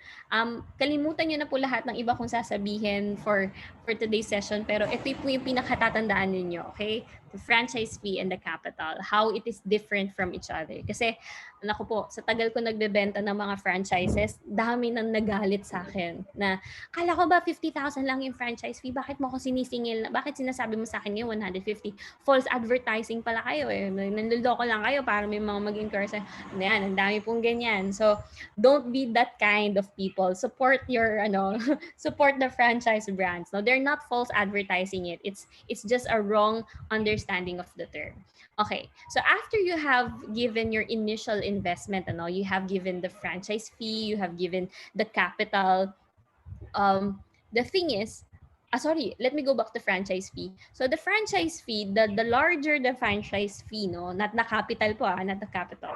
The larger the franchise fee, syempre the larger the brand, and the larger the brand, the larger the franchise fee, the longer the franchise contract. Okay, so for example, for Jollibee, the franchise contract there is 6 years because they assume na lahat ng investment mo will be back at 5 years. So meron kang 1 year to enjoy 100% profit, ganyan. So ganon siya. That's how the terms are computed. That's how the money is computed as well. So the smaller the franchise fee, the more affordable the franchise fee, the shorter the franchise contract, or the smaller the brand as well. So ganun siya. Hindi siya pwedeng just because I want na sumingil ng 1 million, sisingil ako ng 1 million. There's really science and math behind it. Okay, so let's go to the after na nakapag-franchise ka na, no? Nagbayad ka na ng capital, nagbayad ka na ng franchise fee. Ayan, tinayo na natin yung negosyo, nag-ooperate na yung negosyo. Franchise is very known for the monthly fees. Yan, it's actually one of the things that they don't like in franchise. Pero let me give you parang the other, parang let me talk on the side of the franchise industry. No, why are these fees important? Okay, so the monthly recurring fees are the royalty and the advertising fees. Okay, so let's go to number one, royalty fees. The royalty fee is a percentage of your gross sales every month that you remit to the franchisor. So ito yung binabayad natin sa kanila. So the reason they charge you for the royalty is because it's the only way they can earn money from your store. Okay, so imagine if Max's restaurant just made my store a company-owned store, they will earn from my store 100%. 'Di ba? Papasok 'yun sa company-owned earnings nila, income nila, 100%. But because they made it a franchise, ang franchisee ang mag-earn from that store 100%. So ang makukuha lang ni head office Max's restaurant will just be 5% or 8% of that store. So it just means to say na this is the parang yun yung compromise nila, no? For them to earn money to make the head office still operational. Ito yung mga the royalty fees are one of the things that makes the head office team get their salary, no? So the reason they can afford to give you an area manager, the reason they can afford na meron kang operations manager na naka-assign for your store, binibisita yung store mo, meron kang local store marketing manager. Yun po yung dati kong job sa Adobo Collection, because you are paying the royalties. So, if you don't pay the royalties, talagang mawawala yung guidance. And it is a fair decision that you don't get the support because yun nga you are not chipping in para to make to give salaries to those people that will support your store. So makikita niyo po, madalas na reason that a franchise outlet would not be successful is because they're not paying royalties. Therefore, hindi sila nakakakuha ng support, so yun yung reason why there is royalty fee. So I hope I give you a light to that subject. It's not just parang hinihingan kayo ng pera palagi. Okay? Parang ganun yung dating kasi before when I jump into the franchise relationship, parang ano ba may royalty fee, nakakakuha na nga kayo from the products that I purchase, magbabayad pa ako ng royalty fee. Dapat gumawa na lang ako ng negosyo ko, wala pa akong binabayaran sa head office. But when I became part of a franchise team, nakita ko yung value talaga noon. Ang nangyayari is I really get the support not just in marketing, not just in the operations, but the business guidance and mentorship is really there because of the royalty fees. And next are the advertising fees. And number one is the system-wide ad fee. So it's also a percentage of your sales. So it could be 1%, 2%, that you also pay the franchisor in order for them to create national advertising. So I have a very good trivia. Okay. Sige, chat ulit tayo. Sorry ha, lagi ako nagre-require na mag-chat tayo para alam kung nandyan pa rin kayo. Sino ang mga kilala ninyong endorsers ng The Generics Pharmacy? Yan. Sige nga. At uunahan ko na po kayo, hindi si Susan Roses. Right maid po siya. Okay. Lagi kong nakukuha yun si Susan Roses. Hindi. Sarah G? Sir Julius, Sarah G daw. Oo, si Ate V, pero hindi si Sarah G. Iba yatang product yung sinasabi. Oo, baka iba yun. Oo. But may boy abunda. No, hindi si Pokwang. Okay, so majority said correct. It's, appreciate ko yung Kuya Kim because Kuya Kim is one of the first. Ayan. Ate V, correct, si Miss Vilma Santos. And then Jericho Rosales. And then we also had, Shamsi Supsup, if I'm not mistaken. Isa sila sa mga, si Janine, Tagonon. Pareho naman silang beauty queen, so please forgive me. Okay, so that's right, no? Yan yung mga endorsers, and the reason why we know them that they are the endorsers is because of the national advertising that they do. But do you know that the Generics Pharmacy number of outlets now is 2,000 plus, but in that 2,000 plus outlet, isa lang ang company owned nila. Yan, diba? Ang gandang trivia nun. So The rest of the 1,999 stores are actually franchise outlets. So, imagine, kung ang head office team lang ang maggagastos para sa national advertising, sa tingin nyo ba kayang i-sustain lang yun ng isang store na generics pharmacy? Definitely hindi. Kukulangin pa yung kinikita nila pambayad lang kay Jericho Rosales para lang umpiti si Jericho Rosales. Kulang pa yun. So, the reason why they can afford a national advertising like that is because of the system-wide ad fee na binabayad ng mga stores natin. So, imagine just giving 1% of your sales per month. So, if you are earning, let's say, 500,000 per month, so that's just about 5,000 pesos. So, but because everyone is chipping in, they can afford a very, very large national advertising, di ba? So, again, I'm going back into if you create a business of your own, imagine you have to shell out 1,000,000 pesos just to have Daniel Padilla smile for your poster. You have to spend 1,000,000 peso to hire Catherine Bernardo. Although si Catherine, ito mga chika ng showbiz, si Catherine mabait siyang endorser kasi nagbibigay siya ng payment terms. So kung gusto niyo kunwari na 12 months to pay yan, pwede yan sa kanya. So yan, baka malay niyo magkaroon kayo ng business na si Catherine Bernardo yung model niyo. Pero pag hindi niyo pa afford si Catherine, pwede naman ako, mura lang ako. 1,000 lang. 1,000.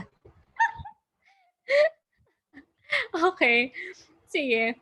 Ang hirap talaga pag webinar, no? Hindi mo naririnig yung mga tawa. Gustong-gusto ko naririnig yung mga facial reactions kasi, nakikita yung mga facial reactions.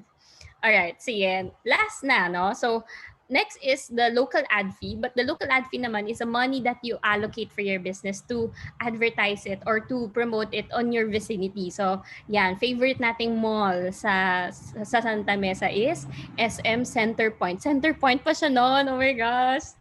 Nalalaman talaga yung edad ko dito. Pero, ngayon is SM Santa Mesa na siya, right? So, yun. The reason, kunwari nag-franchise ako doon and then I put it at the SM Santa Mesa, it is my responsibility as the franchisee to do marketing for the mall that I am in. So, meron akong percentage of my sales per month para i-allot yon sa advertising ko sa mall. So, if I can sponsor sponsor mga events, I can sponsor mga, kunwari, tarpaulin sa mga tricycle sa Vimapa. Ayan. So, the reason I can do that is because I have a budget allocated for my from my sales to do local store marketing. So, yan, no? It's responsibility ng head office ng franchisor to advertise the brand nationally. Yan. But it is as a franchisee, it is my responsibility to advertise my brand, no, my store in the vicinity that I am in. So yon, hindi kasi ikaw ang nakakaalam kung saan maraming tao, kung saan relevant yung mga events na pwede mong sponsor, yan. So ganun yung how it works, okay? And lastly is the products. So you always buy the proprietary products from your franchisor. Yan ang lagi ding problema in the franchise, no? Akala nila nakakatipid sila if they will buy from their own supplier, ganyan. I'm not so sure if you have heard the story of the shawarma shack recently. Meron bang nakakaalam nun? Hindi siya ata masyadong kumalat, ano? But merong 57 na tao na food poison daw sa Marilao. Meron bang nakakaalam? I-chat nyo lang kung meron. Yan. So anong nangyari? This franchisee is, yan, alam pala ni Natulfo din siya, correct. So, na Mike Enriquez pa, oh my gosh, nabitag, correct. So, it was a devastating time for us, no, nung natulfo siya. But it was just a bad time because at the time na na-report yung issue na yon, na-correct na yung commissary, nag-invest na sila sa commissary. So, alam niyo yun, naunahan sila ng nung tulfo bago nila na-promote na maganda na yung commissary nila. And then this recent incident na may na food poison is because the franchisee is not getting the products from the franchisor, no? So na-prove nila na kumukuha sa ibang supplier, hindi sa commissary ni Shawarma Shack. Kasi guys, ang daming involved na systems in place, no, kapag nag-order ka ng product from a commissary kasi computed dyan computed dyan yung time when they pack the products, computed dyan the travel time that it will that it can survive. The yung packaging niyan dapat pagka vacuum sa kanya na didatan agad kung how many hours yung pwede niyang i-travel para to come to the stores na fresh pa rin, na hindi masaspoil, so ganun yung nangyari.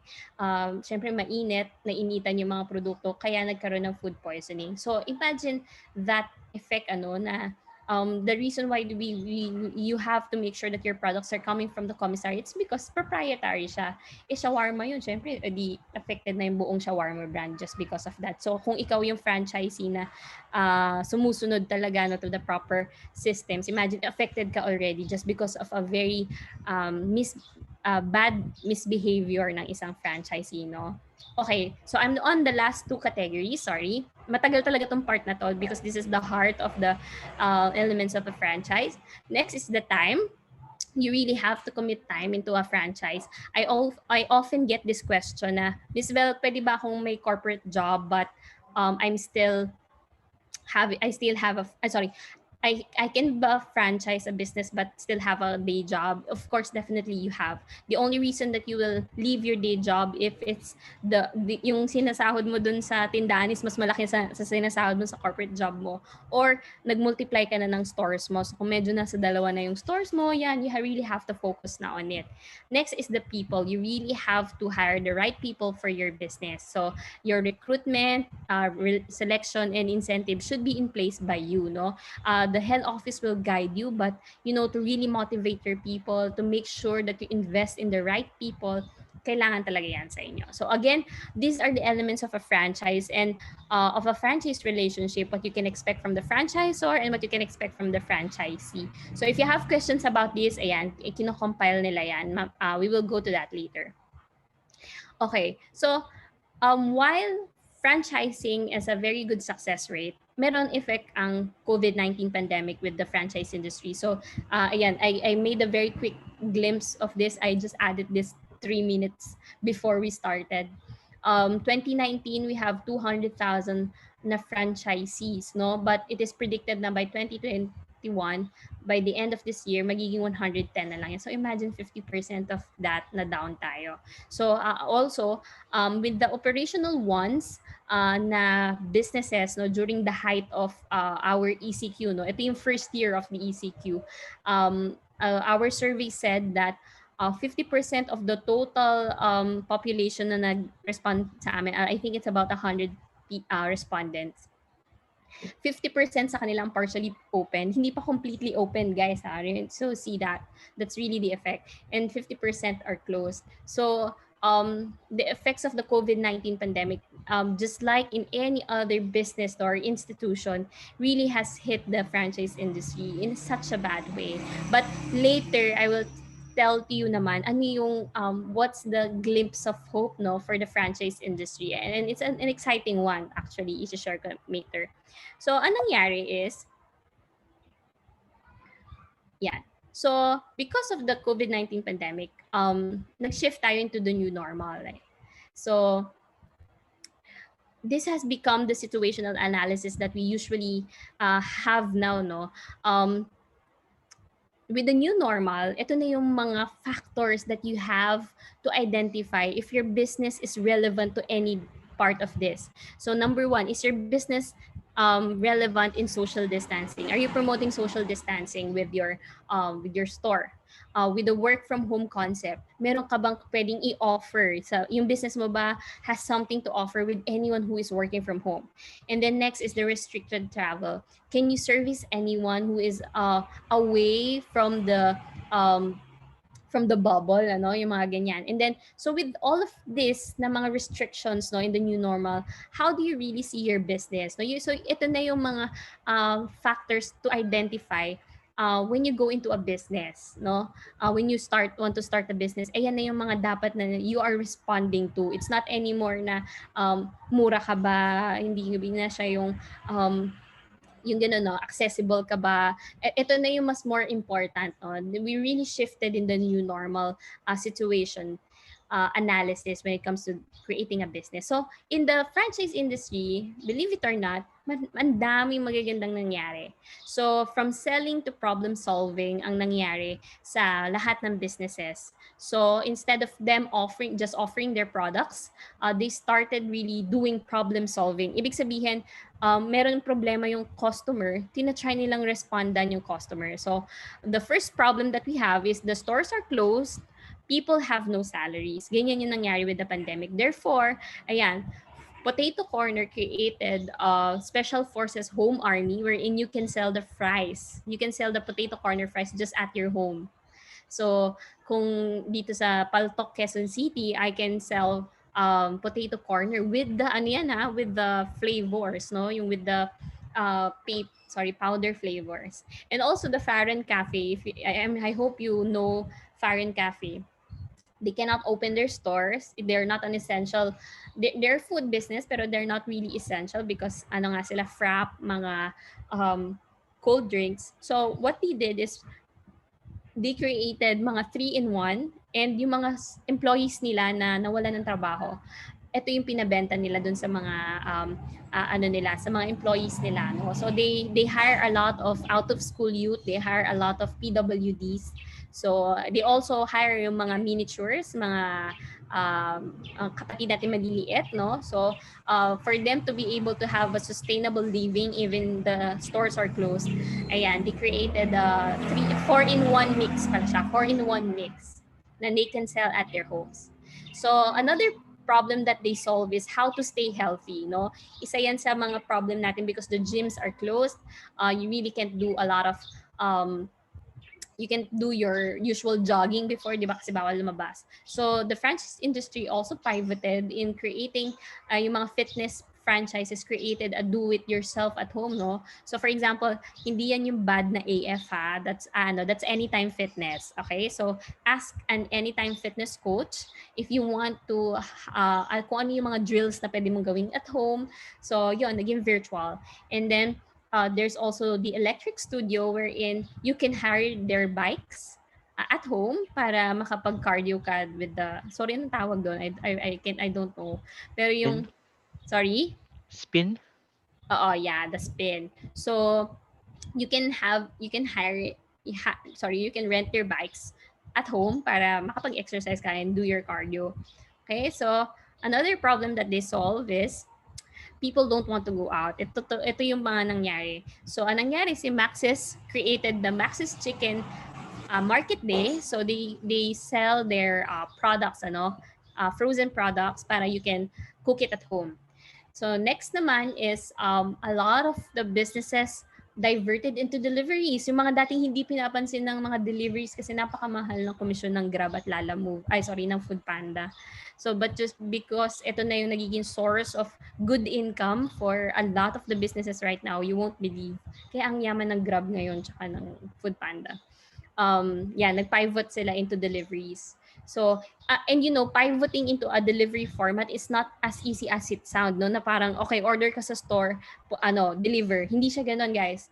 You really have to create a product and a packaging that is fit for delivery. Kasi hindi na pwede yung walk-in, dine-in products mo, ay in dine-in packaging mo na karton lang. Hindi na yun pwede in delivery, tatapon yung food doon.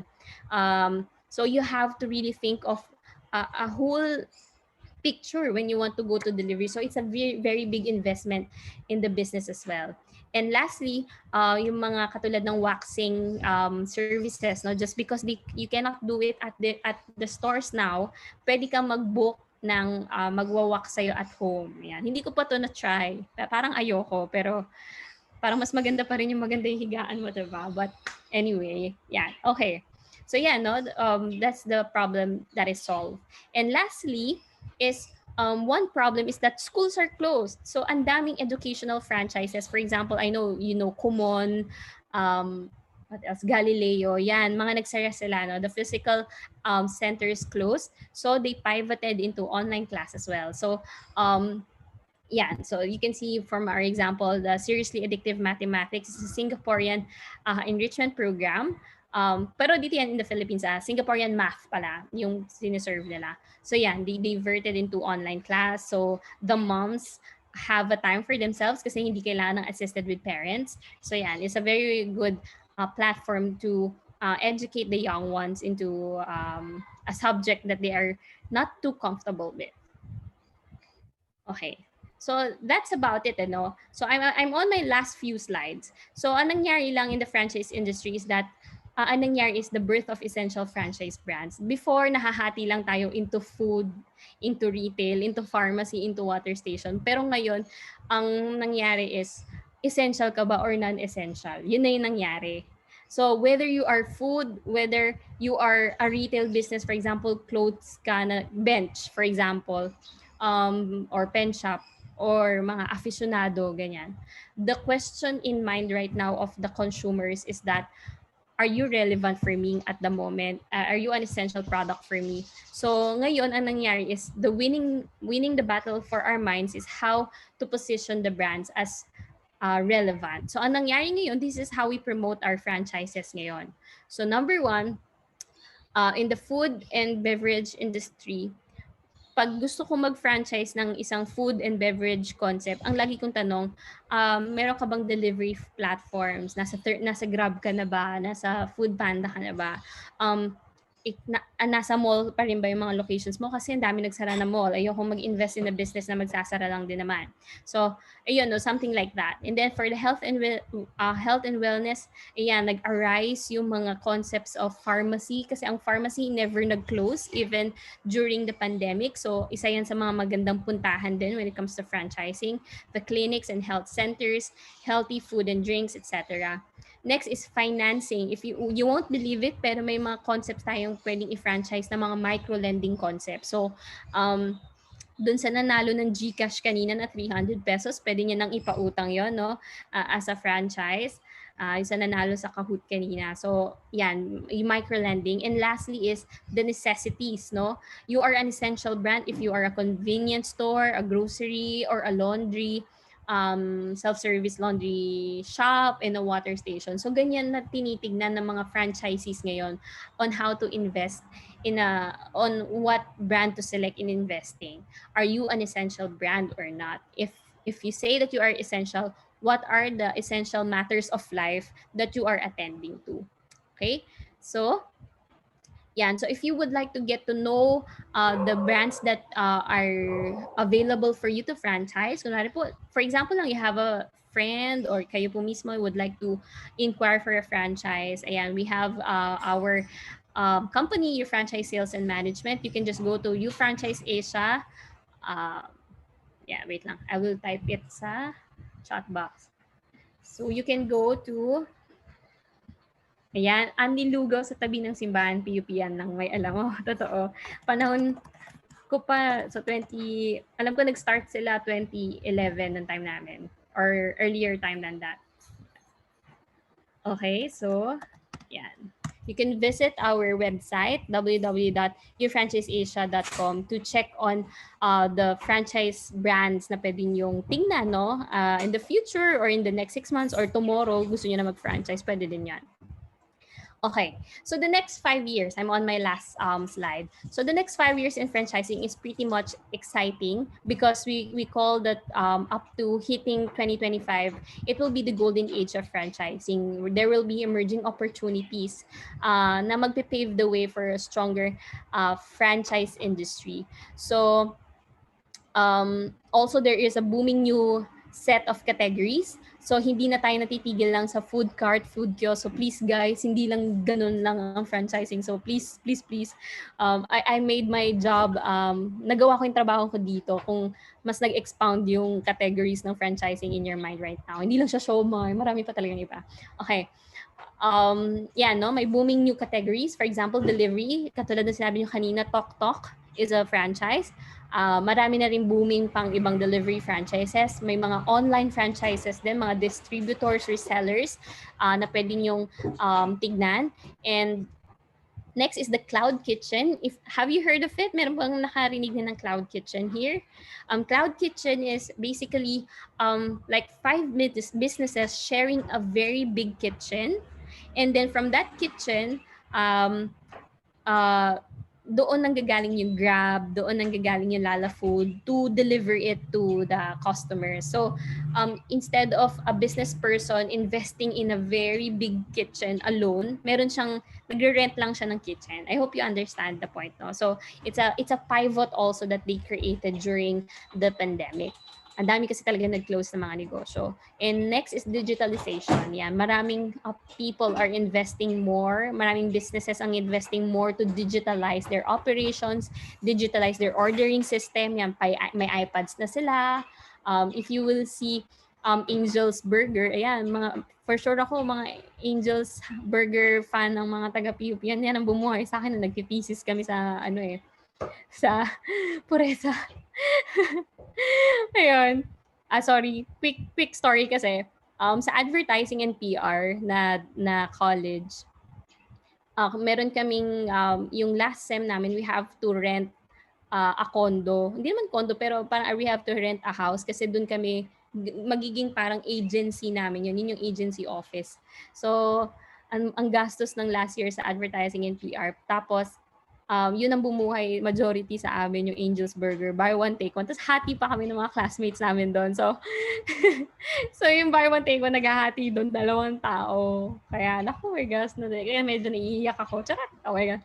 Okay. So, next is the going back to our franchising topic is, nakita nyo sa data kanina, di ba, na by 2021, 110,000 na lang, almost half ng franchisees ang magtutuloy na lang in the next 5 years. But what this data is telling us is itong 110 na to yung very strong franchisees. They are the most business savvy. They are the most parang alam niyo yun, very strategic franchisees, very strong din when it comes to financial capacity. So sila yung may capacity to really grow further in the next 5 years. So magkakaroon tayo ng wave of new breed of franchisees. And plus, the new breed of franchisees, aside from those na nagstay from the pandemic, nagstay strong, the new breed of franchisees will also be the OFWs, the retirees, the retrenched employees, na merong capacity to have a franchise right now, na may mga retrenchment pays. So we see that in the organization, nakikita namin yun, na they will be a very strong franchisee because they came from a very parang hindi kaaya-ayang sitwasyon, no? They came from an unfortunate situation. Therefore, with the opportunity that they have, they will really work hard for it, no? So they will really parang work hard for that business to work para sa kanila. So, and the truth is, hindi ganun ang lahat ng franchises natin in the Philippines. Yung iba may pera lang nag-invest, pinabayaan ng negosyo. So, we don't want that as franchisees. Kasi what we want with the franchise industry is that it help creates jobs. And in order to help the community is that you have to have a very good business to help the community, not just by offering your products but actually by giving jobs to your community. So that's the exciting next 5 years of franchising, and I hope na hindi suntok sa buwan that some of you will be a franchisee in the future, or maaari din na maging franchisor kayo in the future, and that's not impossible. Pwedeng-pwede na maging franchisor din kayo. One example that I have is Citruzone, a lemonade franchise. The three of them, they are friends, mga HR, mga nagtatrabaho sila, but they created a lemonade franchise and they see the good opportunity in it. And when they had 3 stores na, may nag-franchise, 2, naging 5 yung stores nila, they had to leave their jobs because mas naging exciting yung opportunities for the Citruzone. And now Citruzone has over 50 plus outlets nationwide. So dream big, guys. Yeah. So with that, I would like to close it with this passage, passage ba tawag dito? Quote. With this quote na, when grief is shared, it is halved, but when happiness is shared, it is doubled. So in the entire pandemic situation of our country. And I would say that we are actually one of ano nga na nakakalungkot na we are the worst at some point on how we responded with the pandemic. Ang tagal nating lockdown, and that really affected our economy. So, but because in the franchise industry, you have a franchisor helping you deal with the problems, yung grief na meron ka is talagang nahati. And pero when you come out successful after this pandemic and you share it with your franchisor, dumudoble yung saya mo, right? When you are able to sustain, to continually provide jobs for those staff that you have, masaya ka, no? It doubles your happiness because you are sharing it with the people that is helping you. So I hope, guys, that it gives you a very good overview of how franchising is a very good way to help the economy, not just in terms of the financial gains that it can give you, but overall the reason why we do this every day sa office is because franchising really creates millions of jobs. It helps aspiring franchisees have the business of their own that gives them better success rate, and it doesn't happen every day. Yeah. So thank you. And then with that, I would just like to promote, itutuloy-tuloy ko na to, Sir Julius, just a few more announcement. You can grab a copy of this book, The 12 Strategies of Franchising. Yan, kunwari vlogger ako. Ayan. The 12 Strategies of Franchising.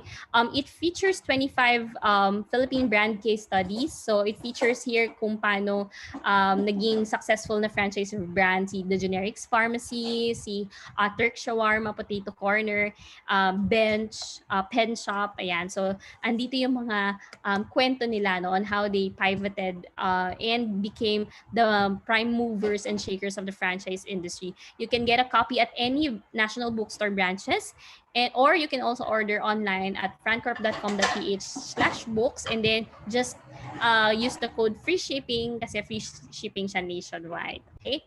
Yeah. So also, you can also join the Franchise Talk PH Viber community group. I will be sharing the link later, but you can take a screenshot of this using your phone para once na nakikita ng cameras nyo yung QR code, you can already sign in to the Viber community group. So here we give the latest franchise offers, news, and events from top franchise brands. And we do a lot of free webinars as well.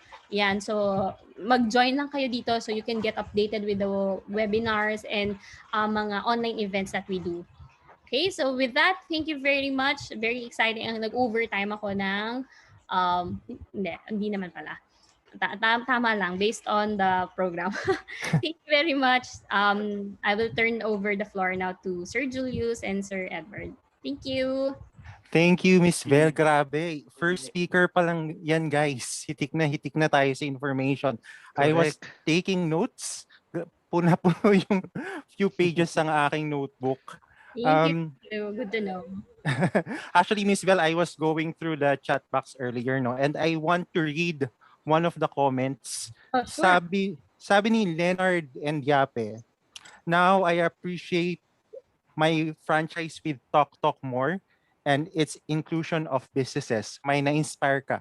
Wow, that's good. And hopefully, parang ina-aspire ka talaga na one of you will be the next, the Generics Pharmacy, the next Potato Corner, ganyan. Yan, yung mga susunod na magiging creators of jobs in our country. Correct. Actually, Miss Bel, nagulat ako kanina when you mentioned na dati puro food kiosk lang and all, pero meron ng funeral homes na franchising and dialysis center. Galing nga, nag-i-innovate as they expand, di ba? Talagang maraming ma-offer na franchise na starting now. Yes, that's right. Very exciting because the industry is maturing, and it just means na mas nagiging viable way to grow siya, no, for any businesses, and a viable way then to make franchisees successful kasi na-prove na niya yung concept niya. Hindi na niya, kumbaga, tapos na yung trial and horror phase. I totally agree. Well, with that, Miss Bel, thank you so much again for sharing your expertise. I know that this is your way of giving back to the students of PUP, especially Their that alma you're mater. exactly you're an scholar yourself. That's true. Oo, ngayon pa lang ako give back talaga to the PUP community, and naalala ko din talagang requirement gumawa ng seminars. I remember we created our own in Baguio pa. Ganun Wow. yung advertising and PR eh. Pikate ng mga events eh. Correct. All right. I think we already have our second speaker with us in the room. So let me introduce our second speaker, guys. She's currently heading the franchising department of Mr. Donut and takes a lead role in the selection and approval of would-be Mr. Donut business partners. She also manages the performance of the 200 franchisees in Luzon, Visayas, and Mindanao. So that's all over the Philippines. She also represents the brand in meetings and activities conducted by the Philippine Franchise Association, particular to the marketing and promotions of the franchise business. Ladies and gentlemen, let's all welcome Ms. Cheryl Carino. Hi. Good morning, guys. Good morning, Ms. Cheryl. Good morning. Thank you, Julius, and hi, Edward. And to all the BS Entrepreneur class of PUP, good morning sa inyong lahat. You know, I'm happy no that the schools no, particularly those who are leading yung course ninyo no, took interest naman into franchising, because back in the old days, pag sinabi mong entrepreneur, ano yan eh, parang hindi, magke-create kami ng ibang business namin. No? That's the common notion pag sinabing entrep students. It has to be business, start from scratch. No? But I'm really happy that you took special attention and you're trying to learn more about the business of franchising. Kasi this is one form of entrepreneurship which will not cost you much. No? Masakit kasi yung nag-invest tapos nalugi. So, at one point in time, mas masakit siya sa heartbreak kasi walang-wala ka na talaga, as in ubos. Okay? So, kanina, si Vel, she shared with you no, yung, how franchising has evolved no, and how it will look like in the next 5 years. So, as a case study, no, allow me naman no, to share with you how si Mr. Donut no, has pivoted no, given the new normal. So I will be sharing a few slides. So it's 11 slides. You can take a screenshot of it if you would like. And I hope that I'll be able to impart knowledge no, that it will be useful no, as you progress with your career. All right. So just to check, Julius, is my screen up already? Yes, we can see it clearly po. All right. Thank you. Okay, so 11 slides lang to. So nakain kumurap. Super dali. All right. So my talk is about nakalagay dun sa program niya, di ba? Parang creating a crisis-ready franchise organization. But yung topic na yon, no, when you listen, no, I will inculcate na lang or integrate it dito sa deck na ipapresent ko. Okay? So franchising is as easy as buying a box of donuts even in the new normal. Okay, so first, let me share with you muna. Hindi nagre-react yung slides. Yun. Okay. So first, let me check, no, share with you no, how pandemic changed the businesses, no, especially when the COVID-19 lockdown struck no, the Philippines. Actually, nagkakaroon naman na tayo ng COVID-19 noong 2019 when it started, pero na-hit lang talaga tayo when nagkaroon tayo ng lockdown ng March. No? And it's been more than a year now. So, paano ba siya nagbago? First, nag-increase ang costs when you do the business. Bakit siya nag-increase? Kasi may additional protocols tayo na kailangan gawin. Minimum health protocol standards. You have to provide a COVID screen, di ba? Kaya nga, may face shield ka na, may screen pa yung kausap mo. Parang pag bumibili tayo, ang hirap, sumisigaw na tayong lahat, hindi na iririnig yan. So that's one. So from the end consumer point, the business owner has to provide the COVID screen or the acrylic shield. Kailangan mag-provide din siya ng alcohol no, para sa customers niya. Kailangan meron siyang contract tracing form. No? So imagine it's an additional expense from your operating expense na in a month na kailangan mong i-budget. Hindi lang yung consumer end, no, ang kailangan isipin ng isang franchisor or franchisee, no, na nagnenegosyo. Ano pa, yung staff niya. Okay? During the time that the businesses were allowed to reopen na paisa-isa, yung staff niya, number one, kailangan i-ensure niya na walang sakit. Okay? So kung kailangan ng screening, sagot niya yon kasi employee niya yon. No? Second, walang transportation. So there was a time that the employers had to provide transportation for their team. Ano pa? Yung ginagamit nilang supplies kapag nagjo-duty, the face mask, the face shield, the alcohol. So everything, no, was added. Wala naman ganun before. No? So that's why yung sabi na natin, the cost increase. Yet nag-decrease ang sales even if we are starting to reopen. Bakit? Nag-decrease ang sales. Number one, limited pa rin yung mobility, no, ng mga tao, consumers. Alam nyo, when we are trying to review, no, saan nanggagaling yung sales decrease, yung mga bata or yung age group that are not yet allowed to go out, they actually bring in money. Ang mga malls natin ngayon, even if they reopen, I'm sure you would agree with me, no, na wala yung majority ng foot traffic nila kasi wala yung mahilig maglakwatsa. Wala yung mga 17 years old to 16 to 15 to 14 na minsan tumatakas after classes and visit the mall. Wala rin yung mga lolo and lola. Diba? Yung 65 years old to 7 years old, mga seniors who often also visit the shop. So sino yung natira na mobile? So ang mobile na lang na natira is between 18 to 65 years old, majority of which are, number one, nagtatrabaho. Okay, so just imagine, no, kung ano yung impact ng businesses, particularly sa mga malls, kasi wala yung mga bata, wala yung mga tao na talagang normally pumupunta. So even if you reopen it, pag wala sila doon, okay, wala rin tayong negosyo. So paano pa tayo nag-decrease ng sales? Limited lang ang dine-in, the capacity, no, na pwedeng tanggapin ng isang restaurant, for example, a food business, yan. So also, pwedeng hindi ka food business, pwedeng walang limitation, but medyo matagal yung transaction. So meron tayong mga turnover. So that's how it is, no? Yung picture na ngayon. Tumaas yung costs, pero bumaba yung ano natin, yung sales. And then, well, entrepreneur students kayo, no, bottom line, pag nag-compute kayo, ang net income niyan will definitely decrease. Kasi nga, mas mataas na yung OPEX mo on some areas, no, sa line item ng iyong PNL. Number two, how the pandemic changed the business. Everyone started to do a sudden shift from offline to online. So when we say offline, brick and mortar stores tayo lahat before. Diba? Pupunta tayo sa store kasi gusto natin yon, nakikita natin. And then it happened. Okay?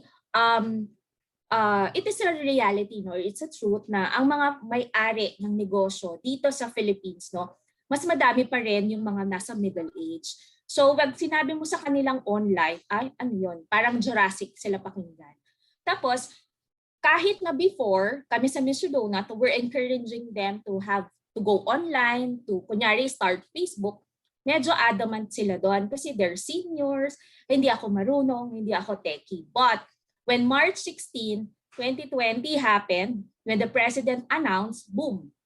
So anong gagawin natin? Okay? Kaya nagkaroon tayo ng sudden shift. Everyone went online. Kaya ang saya ni Shopee, no? Ang saya ng Lazada because according to reports, okay, 200% ang naging sales growth nila last year because of the shift to online.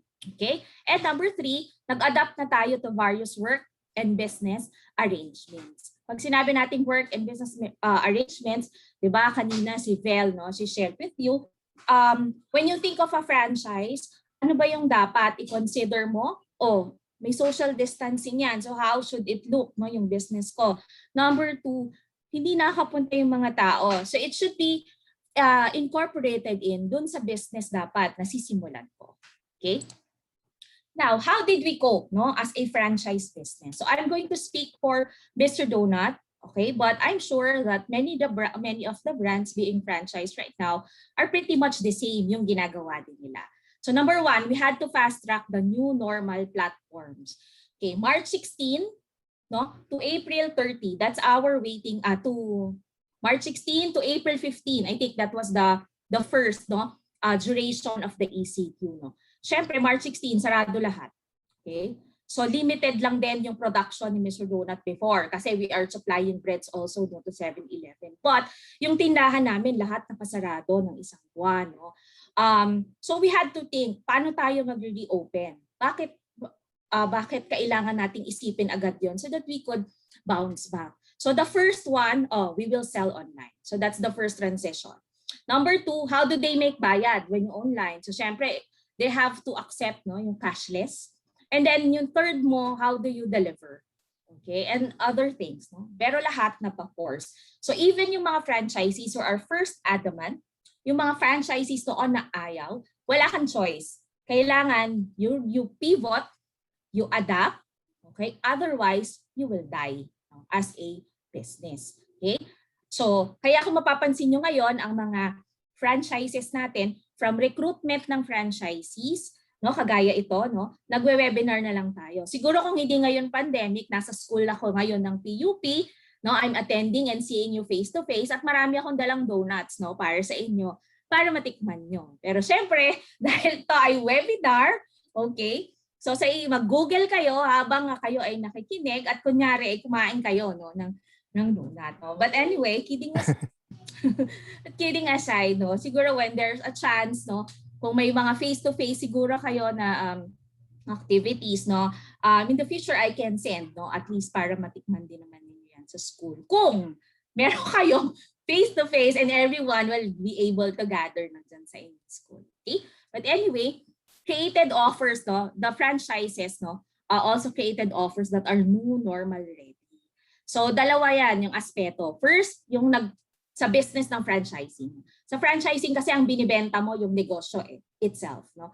So we had to create a new normal package, no, para sa mga gusto mag-apply and for us to also continue, no, yung negosyo. Ano yung ibig sabihin ng new normal? Number 1, sumikat ang online selling. Okay, franchisee ako pero wala akong tindahan. Okay? You can Google sino ang dito sa Philippines, no? Isa sa mga makikita niyo niyan si Show My House. Okay? Tapos I think si Show My House naging partner na rin niya yung may Siopaw na siya, Boy Bondat I think. And then si Tok Tok is also doing online. Okay? Uso na uso siya.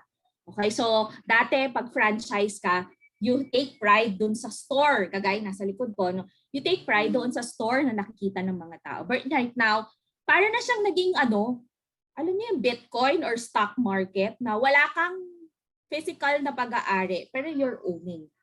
Okay, so that's how it is, no? Ano pa yung new normal, no, na tawag natin dito, package that we have. So, syempre, new normal would be on wheels. So later, I'll be showing you, no, ano yung isang physical store na itsura na medyo new normal ready na, no, na ginawa ni Mr. Luna. Sa customers naman, of course, finactor in dyan yung sa products.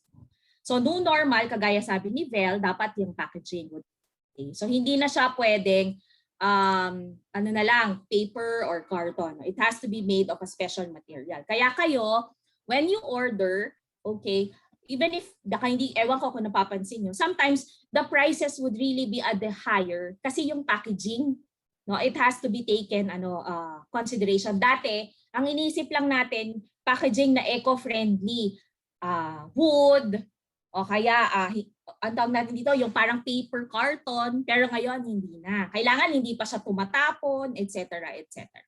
And then number 3, strengthen support network and build new alliances. Kung natandaan yung sinabi ni Vel kanina, di ba? When grief is shared, it is halved. No? When happiness is shared, it's double. Imagine if, for example, mag-isa ka lang sa negosyo, it's a startup business. Sino ang support system mo? Okay, so, however, with the franchises, no? Syempre, kung ako franchisee ako ng Mr. Donut, ang unang support system ko would be the company, yung franchisor ko. Pangalawang support system ko, yung mga ibang ka-franchisee ko ng Mr. Donut. Okay? Sino pa yung support system nila? Yung buong SME na community. Okay? And at the same time, we build new alliances kasi we need each other to be able to survive, no, and thrive itong negosyo na to. Kasi kapag isang buo, meron tayong boses, no, that we can communicate our requests, no, sa DTI. Okay? All right. So, let me share with you specifically ano yung ginawa ni Mr. Donut. For the other brands, you can research. For Mr. Donut, allow me to speak, no, for it. So, number one, franchising. Paano kami nag-evolve sa franchising sa Mr. Donut? Number one, wala kaming physical contact. Okay? Everything is being processed online. Noon, bago mag-pandemic or bago mag-lockdown, kung applicant ka, okay, we invite you to our store or to our office, tapos doon tayo nag-uusap. Everything is physical. Training you attend. Ngayon, hindi na. Wala siyang physical contact because of social distancing protocols at saka yung gathering. No? Compliance, bawal pa rin yung nag-gather. At the same time, we also consider yung mobility. We understand that not all may have the capacity to fly here in Manila.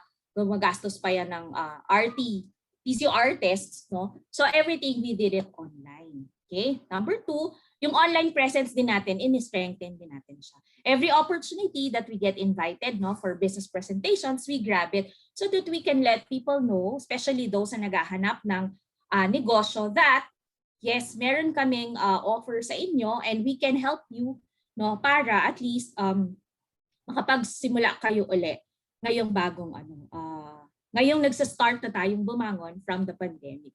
Also, we strengthened our alliances with our marketing partners. So You Franchise is one of our partners who is helping us, no, deliver the message that everyone can franchise Mr. Donut.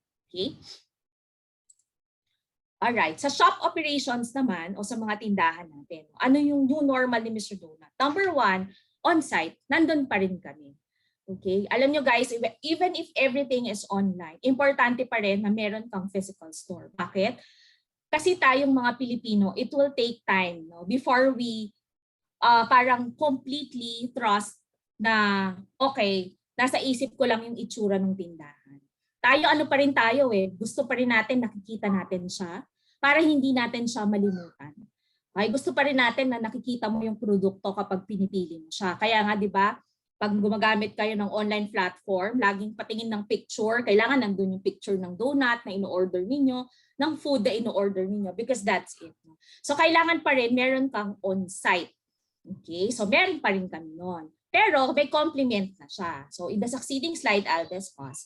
Second, pero meron ka ding online. So you're on-site, nasa field nakikita ka ng tao, you're online. Okay? Kasi nandito lahat ang mga tao ngayon. Nasa Facebook, nasa Instagram, nasa internet, nagsa-search, no? So you really had to be there. And number 3, you're on the road. Remember, limited ang mobility. So pwedeng may tindahan ka dito sa isang street na to, paano yung mga hindi nakakapunta dito sa street, di ba? So dapat makikita ka rin nila even kapag nandun sila sa barangay or community where they are. Okay? So let me explain to you, no, yung tatlong transition, no, that we did or in-incorporate namin sa aming mga tindahan. Okay, so first we have on-site. Pag sinabi nating on-site right now, dahil konti lang nga yung mga tao na nakaka-visit, it has to be complemented by number 1, yung food delivery aggregators. So Mr. Donut shops natin, no, naka-enroll sila dun sa kanilang aggregator of choice. Pag sinabi kong aggregator of choice, kasi minsan si Food Panda hindi siya available sa isang location. Okay, minsan si Grab, hindi pa siya dumadating sa probinsya na yun. But what's important here is that yung tindahan mo, dapat meron siyang food delivery aggregator, whether it's a national aggregator or a local one.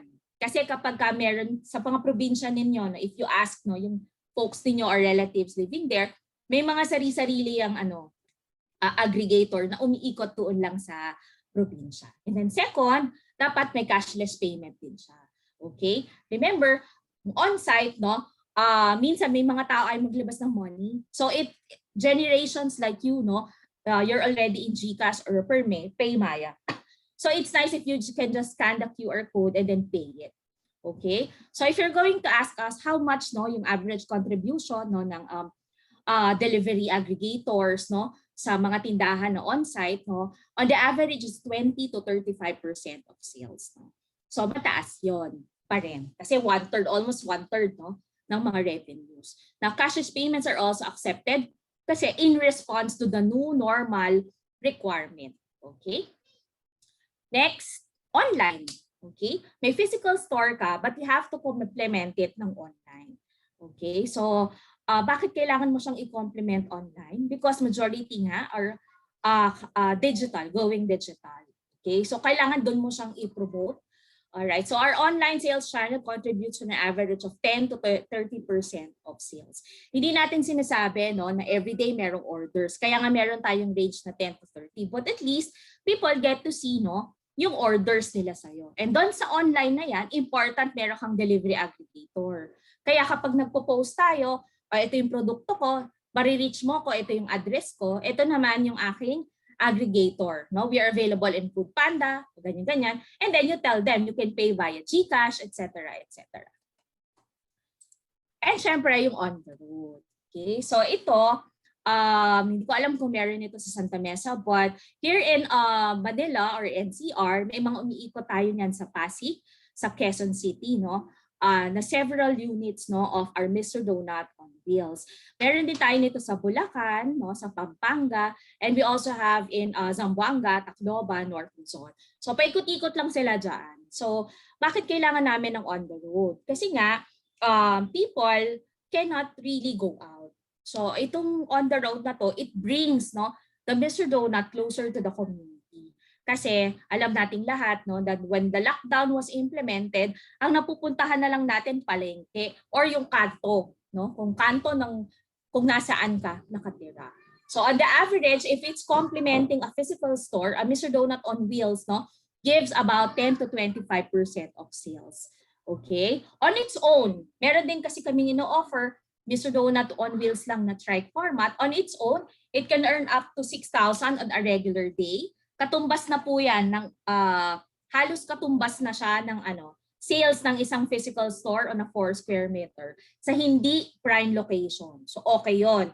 Pero on a special occasion, Valentine's Day, it can turn up to 20,000. So paano namin siya nalaman, no? Kasi nagulat din kami nitong Valentine's Day, no? Yung pinuntahan na ito sa shop, no? Ang ano kasi ngayon, parang nakikita namin na pattern sa mga tao. Pag may mga special occasion like Valentine's, Mother's Day, hindi sila bumibili prior. Bumibili sila on the day itself and on an impulse pag nakita kanila. Okay? So primarily siguro dahil yung budget din, no? Na or yung timing, but at least no, you're there. All right? So that's it, no? For Mr. Donut. That's why we continue to try. By the way, everyone, Mr. Donut is an international brand. No, we're founded in Boston, but yung franchise headquarters natin is now based in Japan. So when you go in Japan, sandamakmak ang Mr. Donut doon, and wala kayong makitang ibang donut competitor doon na major, no, but only Mr. Donut. So dito sa Philippines, no, just so you know, no, Mr. Donut was opened 1982 sa Recto, Manila. Tapos, ang unang franchise store, nabuksan siya 1983 in Binyan, Laguna. Okay? If you're from Binyan, you can go there. Bonifacio Street yon. It is still open. So imagine, 38 years in the business. Marami na siyang economic downturns no, na na-survive and it's still open. Yun lang ba ang store ng Mr. Donut na naka-survive? Hindi po. Sa Lawag, 32 years in business. Guadalupe, EDSA, more than 20 years in business. Okay, so imagine din ninyo, if for example, no, you're thinking of what franchise to get, no, isa yun sa mga i-consider ninyo na yung dapat naka-survive na siya na negosyo. Okay?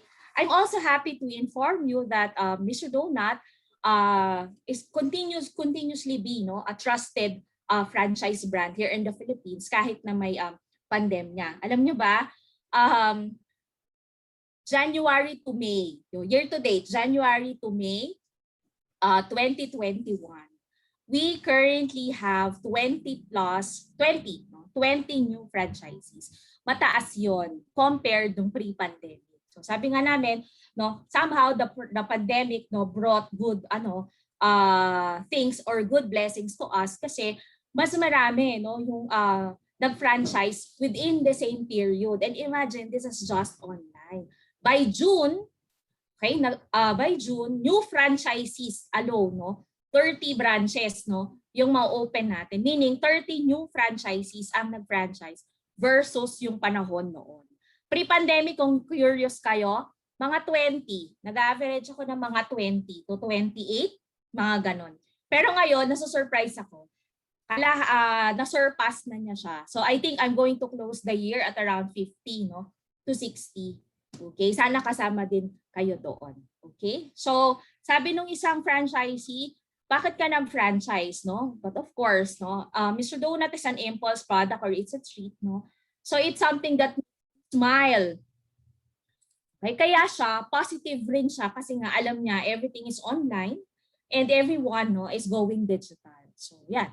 Mr. Donut Crossroads is turning 3 months this time, and I think it's really doing good, no? Not only in physical transactions but also in Food Panda. Okay? And lastly, ito yung tatandaan din ninyo. I hope that when you are trying to look for a business, no, that you would like to invest on in the future, it can be a franchise brand, no? Always remember, marami kasi ngayong mga scams, no? So don't get blinded by the mura, no, na mga investments or 3-in-1, etc., etc. Magbasa kayo ng mabuti and always choose wisely kasi ano siya, hard-earned money, no, or savings yung investment. So always franchise a brand that withstood the downturns of the past. Okay, remain strong despite the challenges of the present and will continue to thrive amidst the uncertainties of the future. So choose a brand na hindi siya fad. Choose a brand na hindi din siya madaling ma-replicate in the sense that kahit sino pwede siyang gawin. Okay?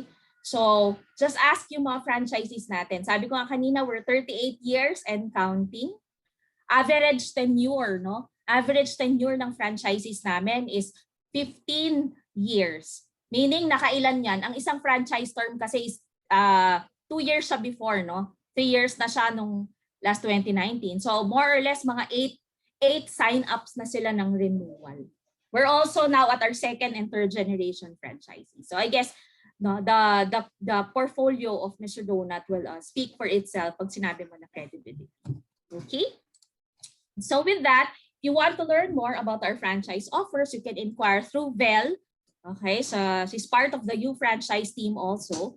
Okay, or you can reach us at fms@mrdonut.ph or you can call Monday to Friday, 0917-8896148. All right. So thank you guys, no, for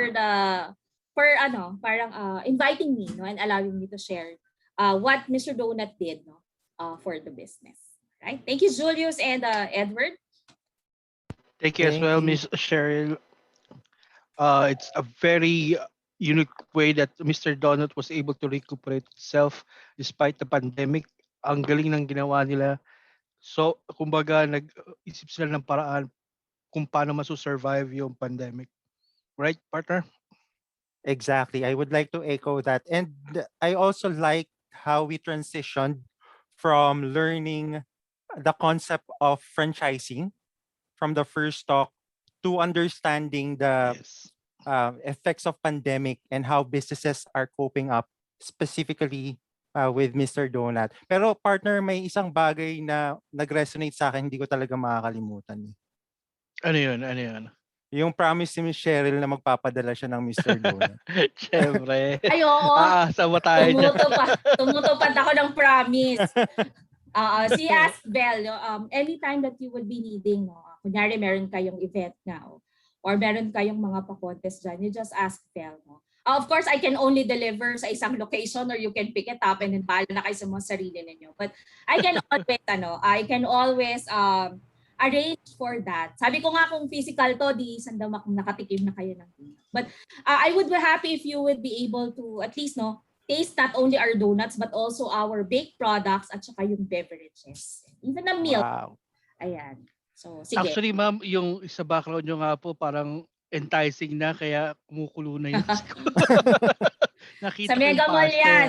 Ay, this is in Mega Mall. No? And we are happy to inform that si Mr. Donut Mega Mall 2 days ago was awarded the safety seal of the DTI and DOT.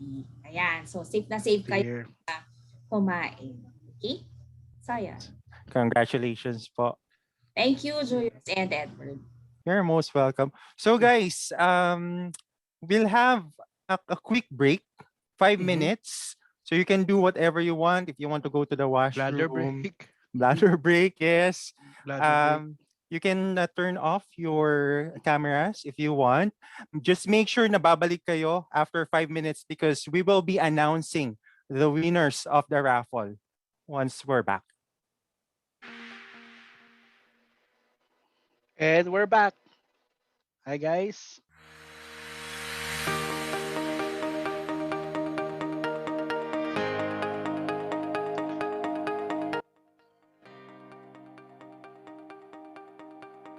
Yes, as said and promised earlier, we're going to announce our raffle winners.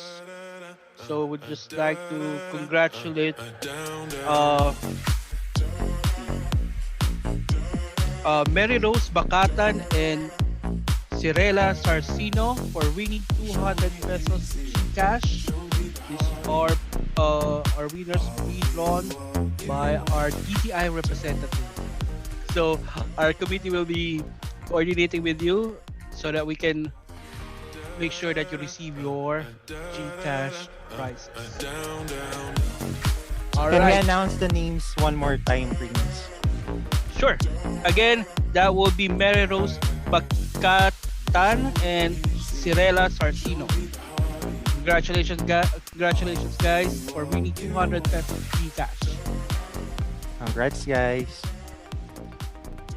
So, on to our third speaker. Let me introduce to you that he is a part owner of Tadariela Corporation with ownership of two franchise business concepts, namely the Good Barber Barbershop, and the Shawarma Shack. He has been a hardworking franchisee on the sidelines since 2016, handling the day-to-day operations of their franchise stores and managing more than 10 employees. His daytime job as a senior franchise consultant of U Franchise Sales and Management helps aspiring franchisees find the right franchise brand to invest in. His impressive skills in franchise matching has helped the tremendous growth of select franchise brands in the Philippines. Um, our dear participant, let us introduce to you our third speaker, Mr. Joey Dionaldo. Hello, good morning everyone, especially to all our viewers today. Magandang umaga po sa inyo. Sige, before I'll begin my presentation, I'd like to take this opportunity, of course, to thank our educators, sila Sir Julius, and the rest of their team for having this kind of webinar. Kasi, syempre naging estudyante din ako, and alam ko na this kind of webinar talaga is really beneficial sa mga students natin kasi hindi lahat ng napag-alaman natin sa school or natutunan natin sa school ay ito yung mangyayari in reality. So medyo malayo-layo pa tayo doon. So thank you for helping them widen and broaden their horizons. At the same time, no, na magkaroon talaga sila ng knowledge about franchising as a whole. And now, let's move on to my first slide. And that would be why I prepare or opted to franchise than having my own concept. So sige, let me show you muna my franchise journey, my franchise story. So currently we have two concepts. We have the barber shop and then the food concept, which is the shawarma shack. And actually we're thinking of having another one again. So that's for the milk tea concepts, and the brand that we choose will be Sugar Panda. It's a Taiwan milk tea concept. And I'm a franchisee for over 5 years now kasi we started this Tadariela Corporation in 2016.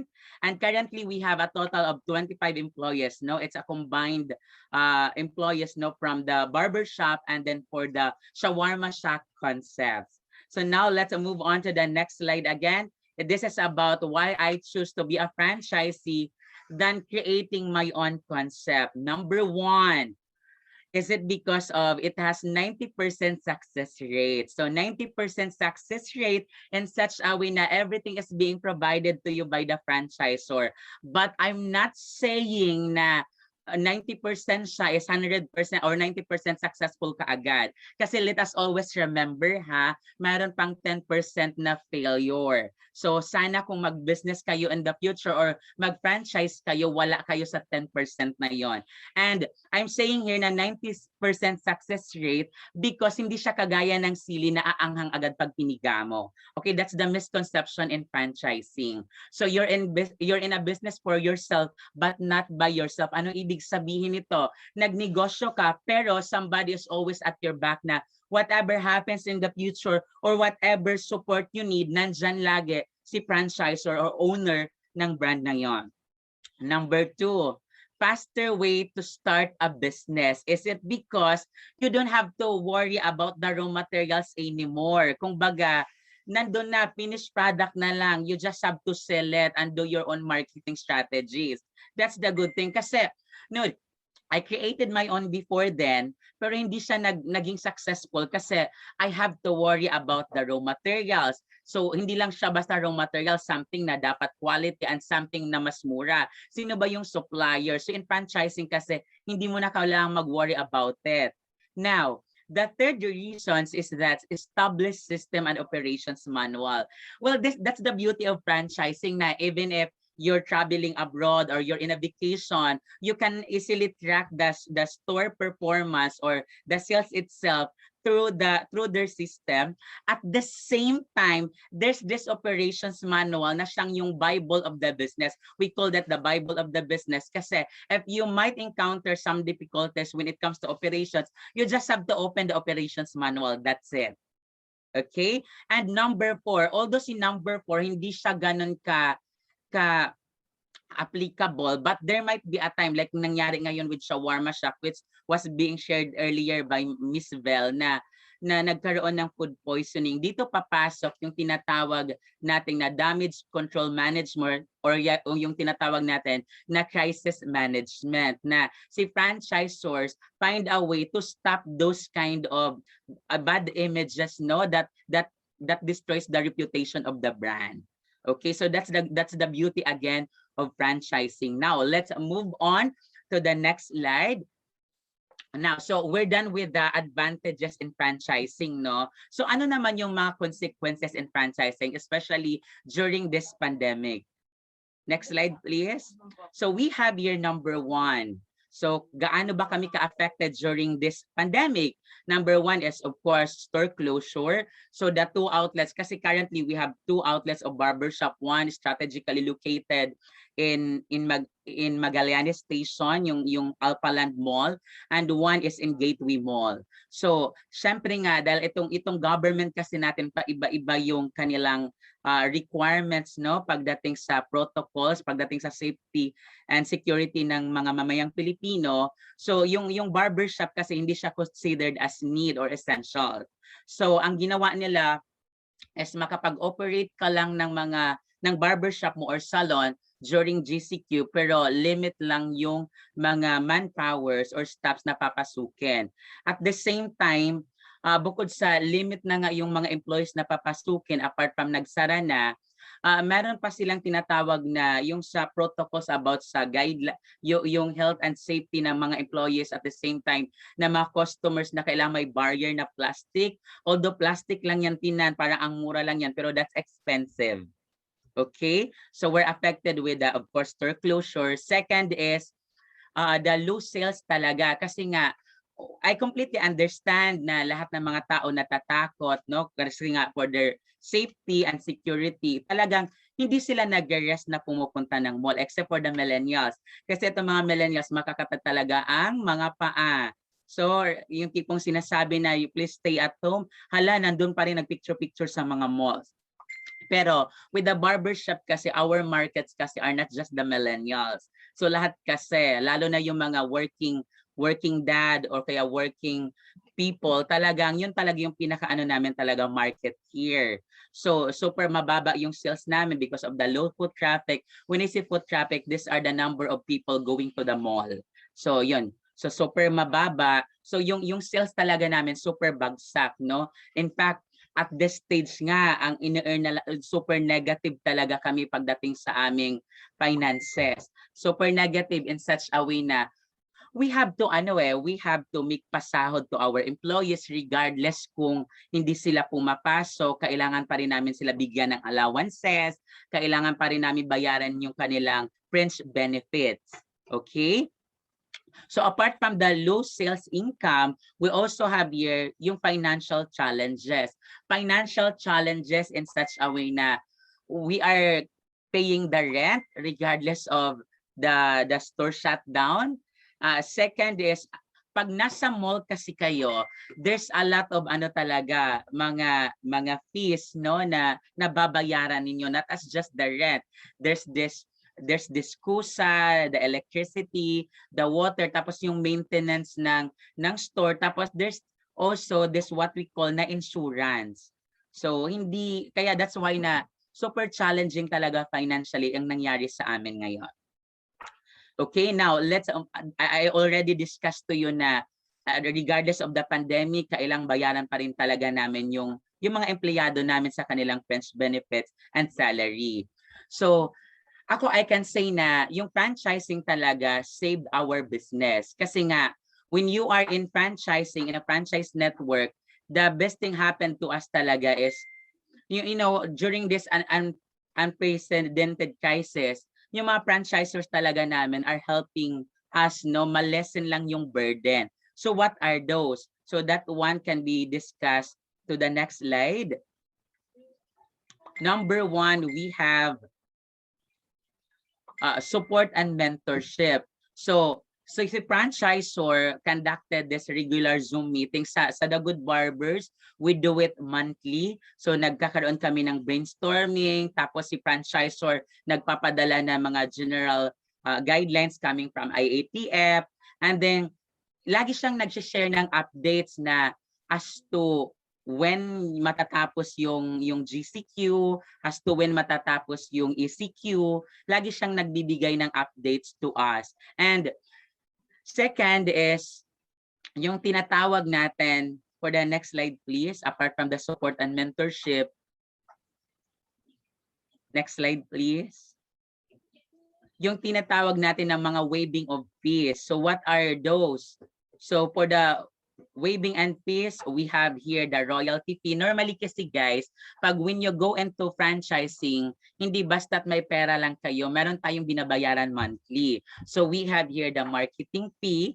So marketing fee, we have two types of marketing fee na binabayaran.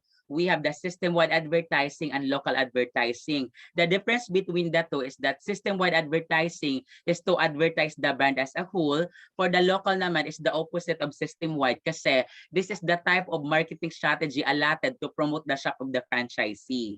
So yun yung binabayaran pa rin namin monthly, pero just because nga, you know, we're in a franchising and yung franchisor namin na napili are very supportive, we name yung mga incurring fees na yon, the royalty fee, and then the system-wide advertising. And yung tinatawag din namin na parang the support system, lalo na kung if the franchisors na mga operations manager nila is nagvi-visit sa store monthly, yung mga allowances nun kami din nagbabayad. Okay, so the good thing about this is super naka-wave talaga siya, as in zero yung binabayaran namin during this pandemic. Kaya I can say na talaga it helps a lot kasi nga kung wala siguro tong franchising or kung hindi kami nag-franchise tapos we do it on our own, I don't know what happened. Baka we shut down the business talagang tuloy-tuloy na hindi siya temporary. Next is the operational support.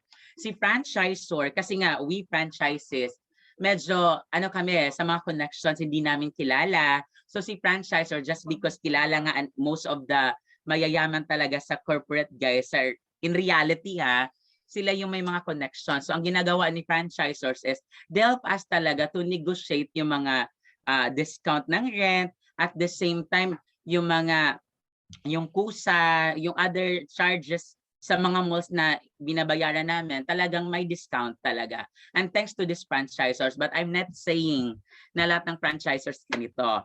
Pero in franchising kasi, mostly ng brand partners ni You Franchise ay talagang very supportive sa kanilang mga franchisee. And ako, sa side namin, hindi talaga kami nagsisisi na we got a franchise from You Franchise Sales and Management Incorporated.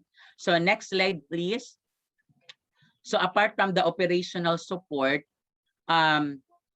meron pang tinatawag na adapting and innovation. So si franchisor, maybe because walang ginagawa, no, kasi we're in the middle of pandemic, dito sila nag-create ng mga new ways or yung mga innovative way to lessen the cost at the same time na mag-continue pa rin maging operational yung business. Like for shawarma shop, ang ginawa nila is talagang saludo kami with them, is they created their own app para to lessen the cost of the franchisee. At the same time, kasi 'di ba we're in the middle of pandemic, nga gusto ng tao makatipid, mas mura kasi if manggaling mismo sa kanilang online delivery platform, yung shawarma shack app. So it's like a Grab or Food Panda. Mas mura, let's say for example, if the price point is 89 for a buy one take one, kay Food Panda kasi normally may charge na yan ng mga 30%. So kay shawarma shack is kung 89 yung price point, i-charge lang kayo most likely ng mga 5 pesos to 10 pesos lang. So super maganda yung ganong klaseng innovation. And for the other income naman, like yung mga frozen goods, pwede niyo siya ibenta kaysa naman sa ma-spoiled siya. So kita na din siya ng shop. So yun ang kinaganda ng pandemic din kasi yung mga franchisors talaga nag-innovate talaga. Kasi innovation talaga guys in reality very important kasi kung maging complacent ka sa market, asahan mo babagsak yung negosyo mo. Let us always remember yung innovation talaga is very important lalo na sa marketing. Kasi mamamatay talaga guys yung business kung hindi talaga nag-innovate yung franchisor. Huwag tayong maging complacent or porket ito na yung ino-offer natin, hanggang doon na lang din tayo. Hindi dapat gayon sa business. Dapat you continue to grow. Dapat you always seek something na ano talaga swak sa masa in the future. Dapat continue innovating the brand. Okay? Now the fifth slide. And also, the advantages pala in franchising, guys, I forgot to discuss this earlier, na there is no academic laurels na kailangan. As long as na you have the money, number one. Second is you have the attitude. And third is you have the heart in the business, then pwede ka magpa-franchise. Kasi in having this business, sabihin na natin ang realidad. Kung wala ka talagang pinag-aralan or wala kang knowledge about running the business, babagsak talaga yung negosyo mo. But in franchising, wala siyang discrimination. Kahit ako elementary graduate lang ako, as long as may money ako and part sa business, pwede ako matuto, pwedeng mag-grow yung negosyo ko kasi somebody is always at my back. There's this what we call the franchisor. And ako, I can say na yung benefits talaga in franchising outweigh the challenges. As in, mabubura mo talaga lahat ng challenges because somebody is always at your back. So that's the beauty talaga in franchising. Okay? So I think I'm done with my slides ata. So hanggang dito lang siya. So if you have questions about franchising, you may now raise your question. Sorry if I could make it quick lang kasi at the end of the day guys, ayoko talaga ng more on sugar coating kasi in reality hindi naman ganun eh. In reality, very straightforward ang franchising. Ang mahalaga dito, may pera ka kasi kung wala kang pera and very limited yung capital mo, I'm telling you, wala din, magsa-shutdown yung negosyo. Kaya sa mga future entrepreneurs natin, ako I'm encouraging you talaga na kung meron kayong savings, kung meron kayong money, you go to franchising talaga para yung headache nyo hindi ganon ka masakit kung just in case bumagsak man yung negosyo or hindi ganon ka yung struggles hindi ganon ka difficult, di kagaya sa creating your own. Trust me, I've been there, done that. Okay, back to you Sir Jules and Sir Edward. Thank you very much for that wonderful talk, Sir Joey. And I agree sa sinabi niya na dapat wag tayo maging complacent. Kailangan natin mag-innovate. Gaya nga, we are caught off guard with this pandemic. None of us are pi- talagang uh, pandemic proof ika nga. Pero Correct, Sir Edward, correct. That's why lagi naming sinasabi na pag nag-franchise din kayo, you have your own you should do your own research about the brand. Kasi marami kasi mga brands ngayon in reality na sikat before during our time. Kasi ako magkatabi lang tayo ng school. I'm from Iris, kayo is from PUP. So ang dami mga sikat dati ng mga brands ngayon ay bumagsak na because naging complacent sila sa kanilang sa brand, yung tipong sakto na sa kanila na meron silang ganito. In reality, hindi dapat ganon. correct. Dapat we are thinking ahead 5 to 10 years from now. And good thing meron ang franchising ng franchisor to back them up. Ang Correct. kagandahan sa franchising. Right, Correct. partner? Yes, I agree. Mr. Joey Stock is a great addition sa first and second speaker natin, no. It's good to know na may ginagawa ang mga Correct. franchisors to support the franchisees. Napakagandang example is you franchise, right? It's Sir very Joey? straightforward and a lot of takeaways actually na hindi sinusugarcoat. Talagang it is as they deliver. Yun ang sinasabi ni Sir Joey. Short but sweet presentation, if I Correct. may say so. All right, so I guess we can already proceed to the Q&A? next part. Exactly. We can now open the floor for your questions, guys. Earlier, Mariko compiled the questions from the chat box. Is Mariko there now? Mariko, can you hear us?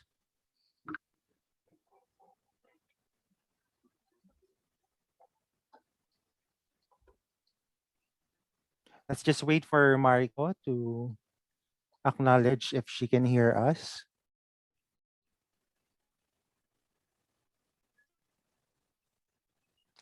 Actually, I'm also going through the chat box now, no?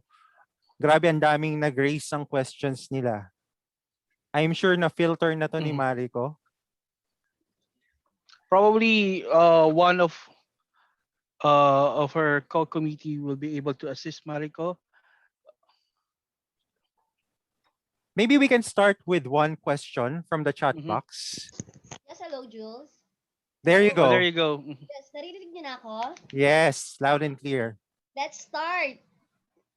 Start tayo sa mga nagsend na ng mga question. Here the question with Norim Macasero. Pag nag-franchise po, ano ang ginagawa ng franchisor pag hindi naging successful ang franchisee? Answer the question. Second, would you like to ask someone from the franchisor side? Share Right. Sige. So let me share with you, no, being a franchisor, Mr. Donut, what do we do sa mga hindi? Well, first, guys, no, if you have to remember that franchising, it's ano ba yung sabi natin before? It always takes two to tango. Okay, so when you buy a franchise, you're buying the system. Kanina ko nakita nyo or baka in-screenshot nyo or tinake ng picture yung pinakita ni Vel. There are responsibilities care of the franchisor. There are responsibilities care of the franchisee. So, bigyan na lang natin kayo ng isang kunyari, in the scenario, okay yung franchisor, the system, and then the franchisee, okay rin siya. Pero, hindi lang maganda yung location niya. Yon. So, it's a generic example. So, what do we do? So, sa Mr. Donut, when you franchise, no, first 3 months will be critical. Okay? So, assuming you followed everything by the book, no, and then you always sought advice, pero yung numbers mo, no, we always look at it on the first, second, and third month. So, first month mo, first 100 days will be critical, tapos tatawagin natin ikaw for business review, and then afterwards, no, para makita mo ano ba yung factors na nagli-lead kaya hindi ka nagpa-perform ng mabuti, or I mean, the finances are red. Okay? Hindi niya nami-meet yung target. So, second month mo pa lang, ginagawa na ng action yan. Pero paano kung on the third month, hindi talaga? So, sa Mr. Donut, we understood, no, that you invested your money. Kaya sa amin, sa Mr. Donut, no, what we do is the franchisee or the applicant has an option to go for a business trial package. So, okay, so business trial meaning first 3 months, try mo muna yung negosyo if it fits you or if it fits ikaw bilang nagnenegosyo. Kasi remember, di ba, ano rin yan, parang franchising is somewhat like a marriage. Kailangan compatible kayo ng partner mo. Pwedeng, ay gusto ko yung shawarma shop, gusto ko yung milk tea. Pero nakikita nyo lang kasi siya sa facade, no? While hindi pa kayo part ng business. But once you enter, yung back end nun, kala nyo ba masarap maging negosyante? Hindi mas masarap maging empleyado kasi 8 to 5 job. Diba? A few time out, bala ka na sa buhay mo. But with franchising, hindi. Hindi pa gising yung manok, gising ka na. Kasi, teka, papasok ba yung si tao kung ito? Paano kung absent siya? Sino pupunta doon? Ganyan. It's the same with entrepreneurs When you venture into business, kasama yan, people management. Tapos yung delivery ko, dumating na ba? Etc. etc. Tapos sa gabi, kala mo uwian mo na, pag nakuha mo na yung sales, ay hindi siya ganon. Okay? So yung sales na lang how do you collect? And then second, paano yung inventory ko, etc. etc. Okay?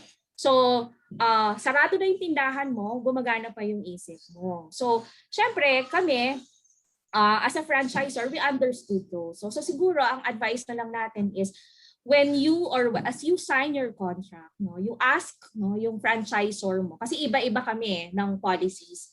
Okay, sa Mr. Donut, may business trial kami. So you can try that. Third month, di nag-work, you can try again. Okay? Pero on the third, siguro pangalawang kasi may learnings ka na sa first site mo. Sige, try mo ulit sa second site. Sa pangatlong pag set yung pangalawang site mo, hindi pa rin siya umubra. On the third site, we will be more careful.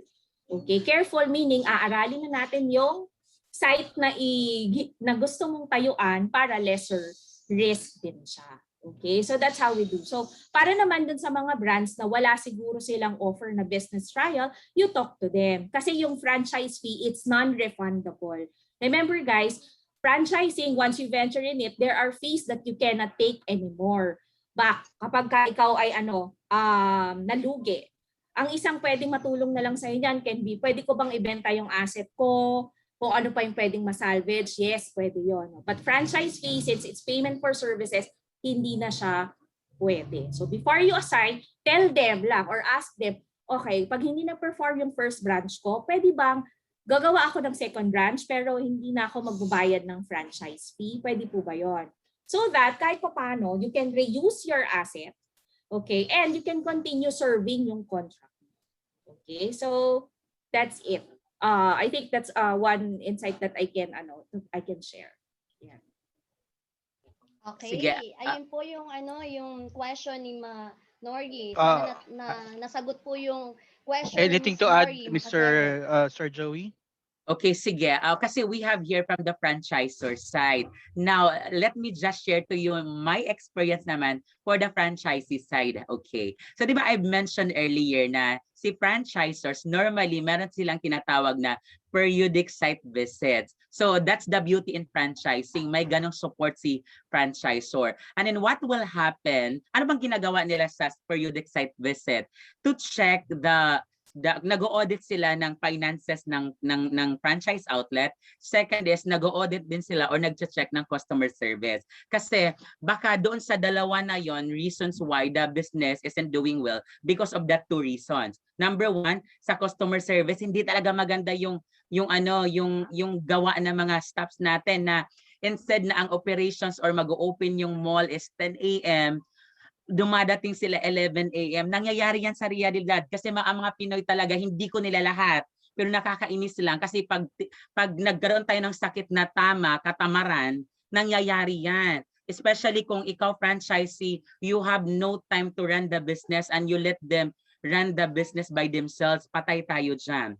So normal talaga yan nangyayari yung mga katamaran na yan sa mga crew. So it's either yung mga crew natin, they're not performing their job well.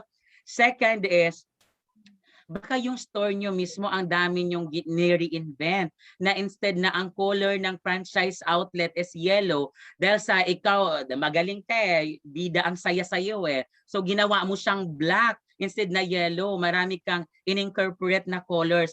Patay tayo dyan. So yung branding na instead ganito nawala. So akala ng ng ibang masa na akala nila na Jollibee ka, hindi ka Jollibee, mukha kang parlor. So mga gano, okay? You have to be careful on that. And if the business isn't doing well, ang reality lang nun, masakit, masasaktan ka, parang gusto mo talaga, gigigil ako sa mga ganon. So gusto mo talaga manakit, diba? GG ka.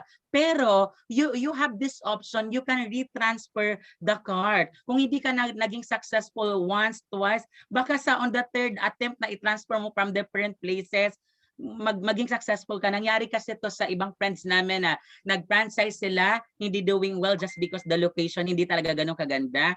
Or second time naman maganda yung location, nagkaroon lang ng problem sa crew, pero ang franchisee wala talagang time to run the business, kaya nagkakaroon ng mga pilferages na tinatawag. When we say pilferages, these are the kupit-kupit, okay? Kaya hindi successful yung negosyo. Dahil yung mga crew natin, mahilig yan mangupit. Una pa, piso-piso lang yan hanggang sa hindi na yan gugustuhin na 50 lang yung kinikita. Yung iba 1,000 pa, o diba? Yung iba naka-brace pa. Based sa reality kasi nangyari sa shop namin, yung tipong ako kasi I have no time to run the business, kaya we shut down temporarily kasi nangupit talaga sila at hindi lang talaga hundreds, kundi thousands talaga. And then blessings in disguise, mabait talaga si God kasi yung dentist nila happens to be my dentist. Ang nangyari, nagpa-brace lahat ng mga crew namin, 4 sila, and take note, the worth of the braces is 50,000. Meron pang retainers fee na 1.5. So saan nila kinukuha?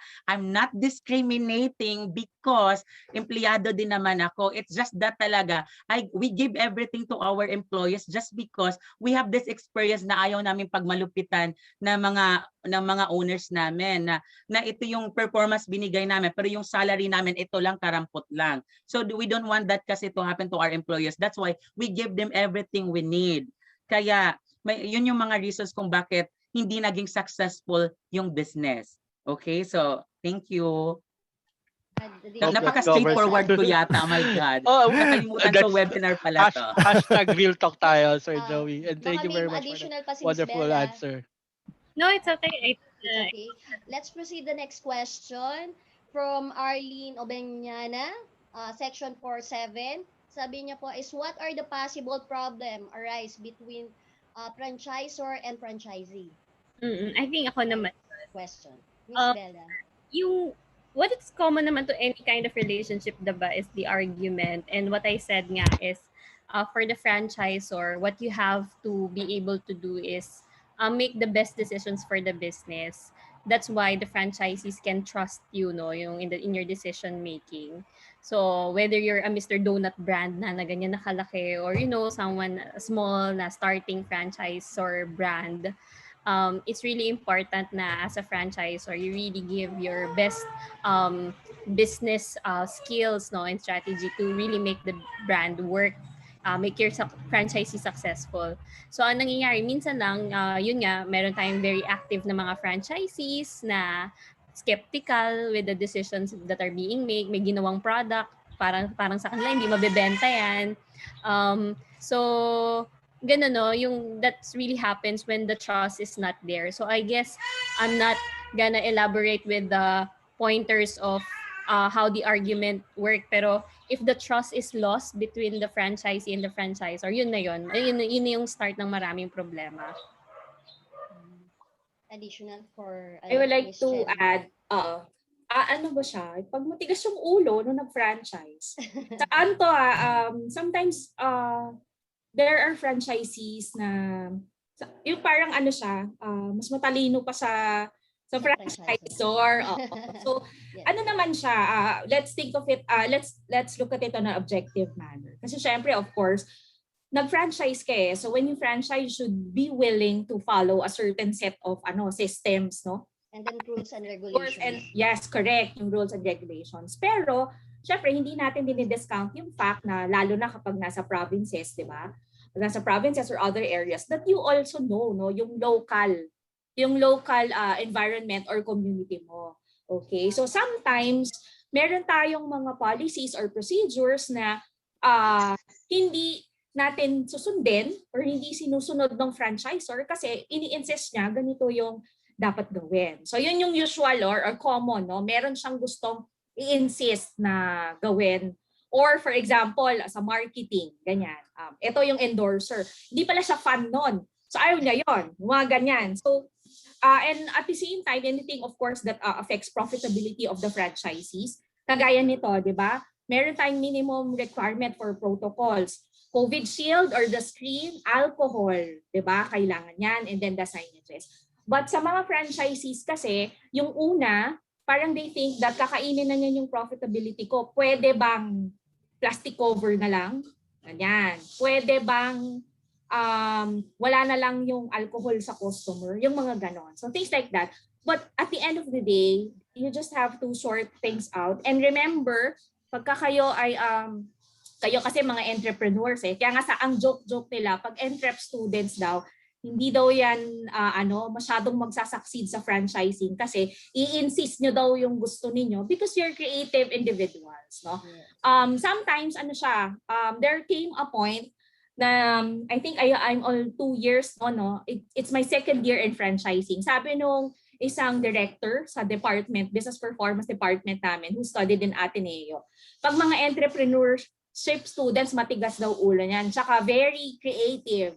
So hindi niyan ine-expect na nila na walang hindi sa susunod 100%, no? But I would like to think that it's just because you know and you studied on what would work, okay? So kung kayo, you would invest on a franchise, work collaboratively with your franchisor. Ang strategy lang naman doon is you suggest. Pwede po bang ganito? Kasi meron tayong mga franchisees din na because of them, may mga produkto si Mr. Donut na na-invento kasi dahil sa kanila. Yung ingenuity at saka yung creativeness when responding to demands ng customers. Ganyan. Okay. At saka payment. Yun rin ang conflict payment. Yung mga hindi nagbabayad. Tandaan nyo, when you invest, meron tayong tinatawag na rolling capital. Okay. Kapag hindi kayo financially educated, you will think na bawa ang profit mo sa isang 150,000, yun na yun. Hindi siya ganon. I-roll over mo din siya. Kasi yung iba, lalo na yung mga first time sa business, akala nila yun na yung buong income. So what they did is, doon na nila kinukuha yung perang pang grocery, pang tuition, pang ganito na gastos, pang bakasyon sa negosyo nila sa Mr. Donut, for example, or in other business. So it has to be separate. Okay? So yun naman yung natin, usual. Okay. Any additional, Mr. Joey? Okay, sige. Sa side naman ng franchisee, kasi they're talking about the franchisor side. Sa amin naman sa franchisee, una, kasi nangyari to, charging from my experience, is sa equipment. Diba? I've shared earlier na everything is being provided, even the equipment. Okay, kasi self-centered sometimes yung mga franchisee. Like, sige, let's go back to the equipment. Nasira dyan yung mga, isa sa mga equipments natin. So, ang nangyari, antayin pa natin si franchisor na ma-resolve yung problem. Dapat hindi ganon. Dapat from the beginning pa lang, dapat bumili na tayo ng spare part or yung isa pa, additional, para just in case magkaroon man ng ganitong incident, masira continuous yung operations, hindi mag-stop. Kasi may mga franchisee kasi ako nang kikita na inaaway talaga nila yung mga franchisor dahil sa, yung equipments ko, 1 week na akong nag-aaral sa inyo, hindi kami makabenta just because sira yung equipments namin, dapat ayusin nyo to, palitan nyo to. In reality, walang ganon. Maswerte na lang tayo na si franchisor agad-agad, sesendan tayo ng equipments, di ba? Na ihampas agad sa atin. Dapat tayo talaga, meron tayong spare parts. Second is, pagdating sa collections and payment, kasi nangyari din to with me dahil matigas nga ulo ko. So hindi kami nagbayad, 20 pesos lang naman yung utang namin. Kasi normally guys, pag sa franchising kayo, yung deliveries nyo, meron silang tinatawag na schedule of deliverables. Ang lead time yan 2 days na bago to i-deliver, walang COD walang cash on delivery, walang ganon. So bago i-deliver yan, dapat bayad na kayo. Ang nangyari is, meron pa naman akong sobra, parang hindi ko muna babayaran kasi nga, ngayon, wala ngayong bangko, mga gano'ng eksena. Walang bangko ngayon, sarado, and ang haba ng pila. So hindi kami diniliberan guys. So syempre, masama yun sa side ko, parang galit na galit ako kay franchisor na hindi ko inisip na ang source of the problem is ako. Kasi hindi ako binayaran and naunawaan ko na yung idea na kaya pala hindi ako dineliveran kahit 100 pesos lang yung balance ko kasi ayaw nila na maging habit to ng franchisee na ay pwede naman pala, sige, hanggang sa yung 100 magiging libo-libo na yan. Hope you understand na yung libo na yan or kung yung 100 na yan, kung lahat ng franchisee or 1,000 franchisee man mayroon si Mr. Donat at ganon, ang laki ng receivables. At ang mangyayari kung malaki ang receivables dahil hindi kumita ang komisary, magsha-shutdown yung negosyo. Number 3 is, mahilig talaga tayo sa tinatawag natin reinventing the wheel. When we say reinventing the wheel, ang dami nating naiisip na mga bagay na hindi naman akma talaga or hindi allowed ni franchisor. So bawal din yan sa franchising. 50 reasons is that may mga bagay kasi tayo na gusto natin urgent agad na bibigyan ng solution. In reality kasi wala talagang ganon. Sasama at sasama lang yung loob mo. And na pinaka-importanting part talaga, yung attitude natin, huwag tayong maging self-centered. At the same time, huwag tayo yung tipo magkaroon ng problema, lawyer agad.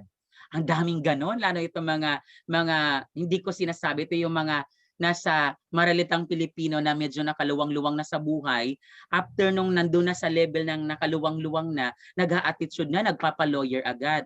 Guys, take note ha, the mortal sin in franchising is yung kakalabanin mo yung franchisor mo. Lalo yung mag-lawyer-lawyer na yan na lawyer to lawyer agad kaya sobrang simple lang ng problema, nagkaroon lang ng miscommunication, misunderstanding, lawyer agad. Ang ending niyan guys, matatanggalan kayo ng franchise. Kasi at the end of the day, we are using their brand. At kung sa tingin nila tayo ay hindi na maganda sa negosyo nila, i-kick out talaga tayo.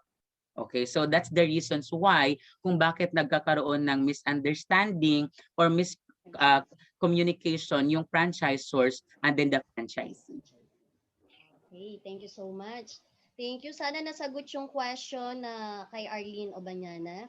Then, the next question from Leonard and Jape, section 46, kay Miss Bell, naka-care of. How do you market a franchisee to others? How do you market a how do you market a brand? How do you market a franchisee to others? Tama po ba ako? Parang ang intindi ko, how do you market the franchise to get potential franchisees? Ganon. I think yes, that's the question, Miss Bell. Parang ganon. Yun ang question ni Leon. Job ko, no? So, si Joey is a team member of ours. Tapos isa siya sa senior franchise sales consultant. So, ako yung nag-create ng leads for them. So, to generate leads, we tap into a lot of advertising tools, no? For one, we have syempre Facebook, we do sa website din ni franchise and Francorp, we also generate leads from there. But I think going back to before you advertise, you have to identify what to advertise for, para dun sa mga brands. So for example, just like how Miss Che presented Mr. Donut franchise, it's bakit ka dapat i-franchise ng mga tao? Okay ba yung brand mo? How your head office team? So you identify the unique selling proposition of the brand. Now, why it is a good brand to franchise compared to its competitors. And then, for example, for brand for a category like shawarma, yan, ang dami ng players dyan, di ba? So parang to market it properly, you really have to identify what makes you stand out. Ano yung isang value ng brand mo na hindi makikita sa iba. So for example, the Shawarma Shack is a pioneer in the buy one take one category. Turks has been leading in the category for almost 7 years that they existed in that category, and then pumasok si Shawarma Shack, introduced the buy one take one concept, and then every aspiring franchisees bought it kasi even with the buy one take one selling proposition, ang taas pa rin ng margins para kumita ka, no? So parang talagang value for money siya. That's why sobrang Joey, I'm not sure na, pero in 1 year, how many yung nabenta natin na franchise na ng Shawarma Shack na very minimal effort lang on our end? So like noong 2018, we able to sold 250 franchise. Year yun. And hindi siya mura, guys, ha? The franchise back 700, ganun, no? Nasa 788 tapos to 1.1 million. Sakto pa yung kay Joey, may barya, 788. Kabisado ni Sir Joey. So yun, I think Any additional, Ma'am Cherry or Sir Joey, about the question? Experience when franchise lead generation. Any additional? Sure. For Mr. Donut, kasi ang question, since the question is how do you sell, no, yung franchise, no? I mean, it's the business, no? Since sa donut category, donut as a category ng food, no, it's pretty much stable in the market. Okay? Pretty much stable, meaning you can be guaranteed na merong bibili ng donut mo. But syempre, for Mr. Donut, realistically, may mga competitors din naman kami. So it's a matter of positioning yourself doon sa buong niche, yung buong niche, no, ng food at saka ng mga bumibili ng donut. So if you're going to run through, no, since you're entrep, allow me to share with you. If you're going to look at the market ng donut, meron tayong premium, meron din tayong nasa mid, no, nasa mid, at saka meron din tayong below. So si Mr. Donut, for a positioning, no, nandito kami sa gitna nila. So to address the needs ng mga nasa market A, yung mga nasa upper bracket, o tawag natin doon, nasa AB, class AB na customers, meron kaming premium line, no? To market naman doon sa mga nasa D and E, no, yung kanilang income bracket, meron din kaming lower price donuts, no, ino-offer sa kanila. No? For the mass market that Mr. Donut continuously dominates, okay, yung mga presyo ng donuts namin din, and of course, no, the products that we sell fit, no, yung gusto ng market na yon, no, nandun sa mass. So I guess what's important for a brand, no, especially if you will be creating one in the future, do not forget yung core, but also do not forget the market segment, no, na meron doon sa buong bubble, no, ng donut mo. O ng, I'm sorry, doong buong bubble ng business na meron ka din. Okay, so that's how Mr. Donut competes, and that's how we continuously stay relevant doon sa mga consumers and customers namin who continuously patronize, no, yung product ni Mr. Donut. Okay. Last two question na lang po tayo. Mauubusan na tayo ng oras, I think. Ito yung another question from Cesar de la Cruz, care of Miss Cherry. How Mr. Donut surpass the challenge and its competitor in the market, especially the new player nowadays? Okay. Si Mr. Donut, I think kaya siya nag-survive na doon at nag-thrive. Sabihin na lang natin ngayong pandemic, no? Kasi ito yung pinakamahirap na naging challenge natin talaga kasi walang nakakagalaw and everything is closed. The strength of the brand is because yung kitchens kasi niya, kalat siya buong Pilipinas. Okay, so how did we survive? So number one, the structure of the business was ready even before the pandemic started. Okay, na-anticipate na niya na syempre siya, no, as an owner or as a franchisor, okay, gusto ko maging major, no, player ako ng negosyo, ng donut business dito sa Pilipinas. So paano ko yun gagawin? So number one, ang kitchens niya, kinalat niya. Hindi siya, ang commissary niya, hindi lang dito sa Metro Manila, kung saan yung base, no, sa Philippines.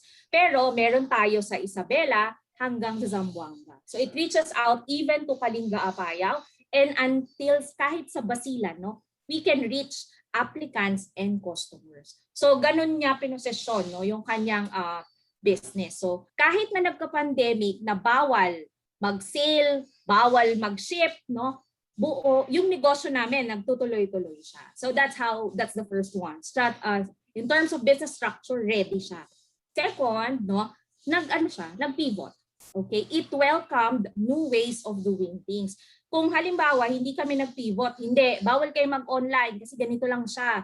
Ganito natin siya ginagawa. Wala na siguro. No? Siguro we went on a slow and continuously decreasing sales. But because we allowed, number one, yung online selling, tapos for a time, we also accepted resellers, especially nung stricter quarantine protocols. And then next, no, yung on wheels, wala naman yan dati kami. No? So kung walang pivot strategies, then hindi kami probably magsusurvive. And syempre, yung mga franchisees din, I think we have to also comment that they stick with the brand. Of course, kailangan nilang buhayin yan at i-continue dahil yung negosyo nila. But you know, if you do not have good partners, no, hindi ka rin magsasucceed kung ano yung i-implement. Okay, so that's how we did it, no? That's the formula. Plus yung ano lang din, during the times that the franchisees are really having a hard time financially, no, as a franchisor, I believe we were able to give them a good support, no. Kaya sila patuloy na nakakabangon at nakaka-survive. Okay, so guys, when you look for a franchise, isa yun din sa titingnan din. Dapat yung network malaki. Dapat in terms of funding, kahit paano stable yung funding niya. And when you become an entrepreneur and when you start franchising yung brand ninyo, nakita nyo na ngayon, di ba? You should have at least, hindi nga 6 months, hindi siya 1 year, hindi siya 2 years, but at least 5 years worth of emergency fund doon sa inyong savings, no, as a business. Kasi 1 year na tayo. So some businesses parang 3 months lang sila. Afterwards, hindi na sila nakasurvive, no? They had to lay off people. Yung big negosyo, naman sila, like 1 year. Kaya lang, kung nakikita niya, ito na yung lessons. So when you save up for a business, syempre magkita ka, no, may income, pero dapat may savings ka rin. Ang emergency fund mo, you have to expand it. Not only for 1 year or 2 years. Kasi itong pandemic na to, in our projections, mas babalik yung sales performance niya prior to pandemic, mga third to fourth quarter of 2022. So imagine niyo yung impact, 3 years siya. So when you save up an emergency fund, so I think for future, kung magkakaroon uli ng COVID, dapat ang funds nyo 3 to 5 years, no? Dapat ganun siya maglalast. Okay? Para yung hindi ka mamamatay, no, as a business, and you can reinvest. Kasi that's how brands are doing right now. Nagre-reinvest sila sa technology, sa new ways, no, of doing the business. Any additional for that answer, Sir Joey? Additional? Wala na? Proceed na tayo sa last question. As entrepreneur, ito po yung pinaka-last question na manggagaling po sa akin. As entrepreneur po, lahat kami nandito na about sa discussion about franchisee. In the future, baka magkaroon rin po kami ng sarili sa kanya-kanyang business kaming mga entrepreneur. Then, ito po yung pinaka-question ko. Yung sa pinaka-question ko po na kung ilang years ba bago maging franchisor kami na para makapag-franchise rin sa amin ang ibang mga gusto mag-franchisee. Yun yung question ko as entrepreneur. Na kaming mga dito entrepreneur, syempre hindi na ang iniisip po namin in the future, magtayo kami ng sariling negosyo namin, hindi kami mag-franchisee. Then ang ibang tao sila ang mag-franchisee sa amin. Yeah. Kaya siguro nag-aaral kami as entrepreneur. Yes, nakakatulong po sa amin yung sinasabi ng franchisee, pero I think sa iba-ibang mga estudyante na nandito, gusto nila talaga magtayo ng sarili nilang businesses. Mm-hmm. Then, in the future, gusto na rin nila na maging magka-franchisee yung mga ibang tao sa kanila. Maging franchisor ba? Yeah, sure. Well, yun nga. Just remember lang din that franchising may be duplicating someone's existing business, but the game becomes different if you become a multi-unit franchisee, a multi-brand franchisee. Yung entrepreneurial skills nyo also gets to be so beneficial when you become on that level. So it's harnessing the advantage of the franchising system, but at the same time, entrepreneurial skills nyo, whatever you have learned here today, is also inculcated into that. So I think that becomes something way beyond just duplicating a successful business. It's a really different kind of way of handling your business. But to answer your question, kapag may business ka and you want to franchise it, at least in FranCorp, we have the 3-3-3 rule. The 3-3 rule. It should at least have a proven success for 3 years, and you should have at least 3 stores. Does it necessarily have to be na parang kailangan both 3 nag-exist? Kasi you could have 3 stores in 1 year, but the reason lang na ganito yung pattern natin, no, or requirement is because in franchising, you have to have different sales scenarios para meron kang different scenarios to offer yung inyong mga franchisees. So for example, meron ka in a mall location, meron ka naman in a non-mall, meron ka naman na nasa terminal. So, yung sales ng tatlo na yon will give the average performance to your franchisees para mabigyan ka ng mas mga better numbers, ano, na hindi ka masyadong nag-focus lang sa high sales mo na store. Yun ang sinabi mo kay franchisee mo. Nag-expect si franchisee mo na ganun din ang store performance niya. Eh, nangyari, hindi na-achieve yun kasi ibang-iba yung klase ng location na meron siya. So, I think yun lang yun eh. It's really more about the maturity of your business in terms of its sales performance, and at the same time you have to check their operations kung duplicable ba siya, replicable ba siya. Like for example, Mr. Donut, they have they have mga planta ng donuts. That's why they can reach easily yung mga stores. No, they don't have to do the baking inside the store anymore. Delivered na yung donuts. So is your operations ready for that kind of concept na darating na lang sa store yung mga produkto? So it's a really very big endeavor, ano, yung getting into a franchise. It's about making sure that your business is very easy to duplicate. Your success is very easy to execute in the store. And lastly, I think ganito rin yung magiging opinion ni Miss Che and ni Sir Joey, that you have to have that leadership mindset once you become a franchisor. Hindi ka na napipikon sa mga customer na nagfi-feedback sa'yo na bayan, bakit hindi maganda yung service dito? But how you see that is what is wrong with our service? What can we do to improve on that? And what is their complaint about our prices? Ganun na siya, no? So you have to have that leadership mindset just before you consider franchising. That's for me. Thank you so much, Miss Vel, for that answer. Thank you, Mariko. I think we can accommodate one more question. Is it okay to our If you can speakers? entertain, yeah. Just one last question. Yes, po. Julius, sorry, I would like to add Yes. kay Vel, no? Yung sinabi Sure, ng sure. 3-3, yung 3-3 rule nila, that could also be a guide. But ako naman, ang isang ano ko lang din, advice sa inyong lahat is, of course, you'll be starting your brand, no? A few of them, it will be owned. But not only yung logistics, yung titingnan nyo kung handa na kayo mag-deliver. So logistics is delivery, supply chain is another one.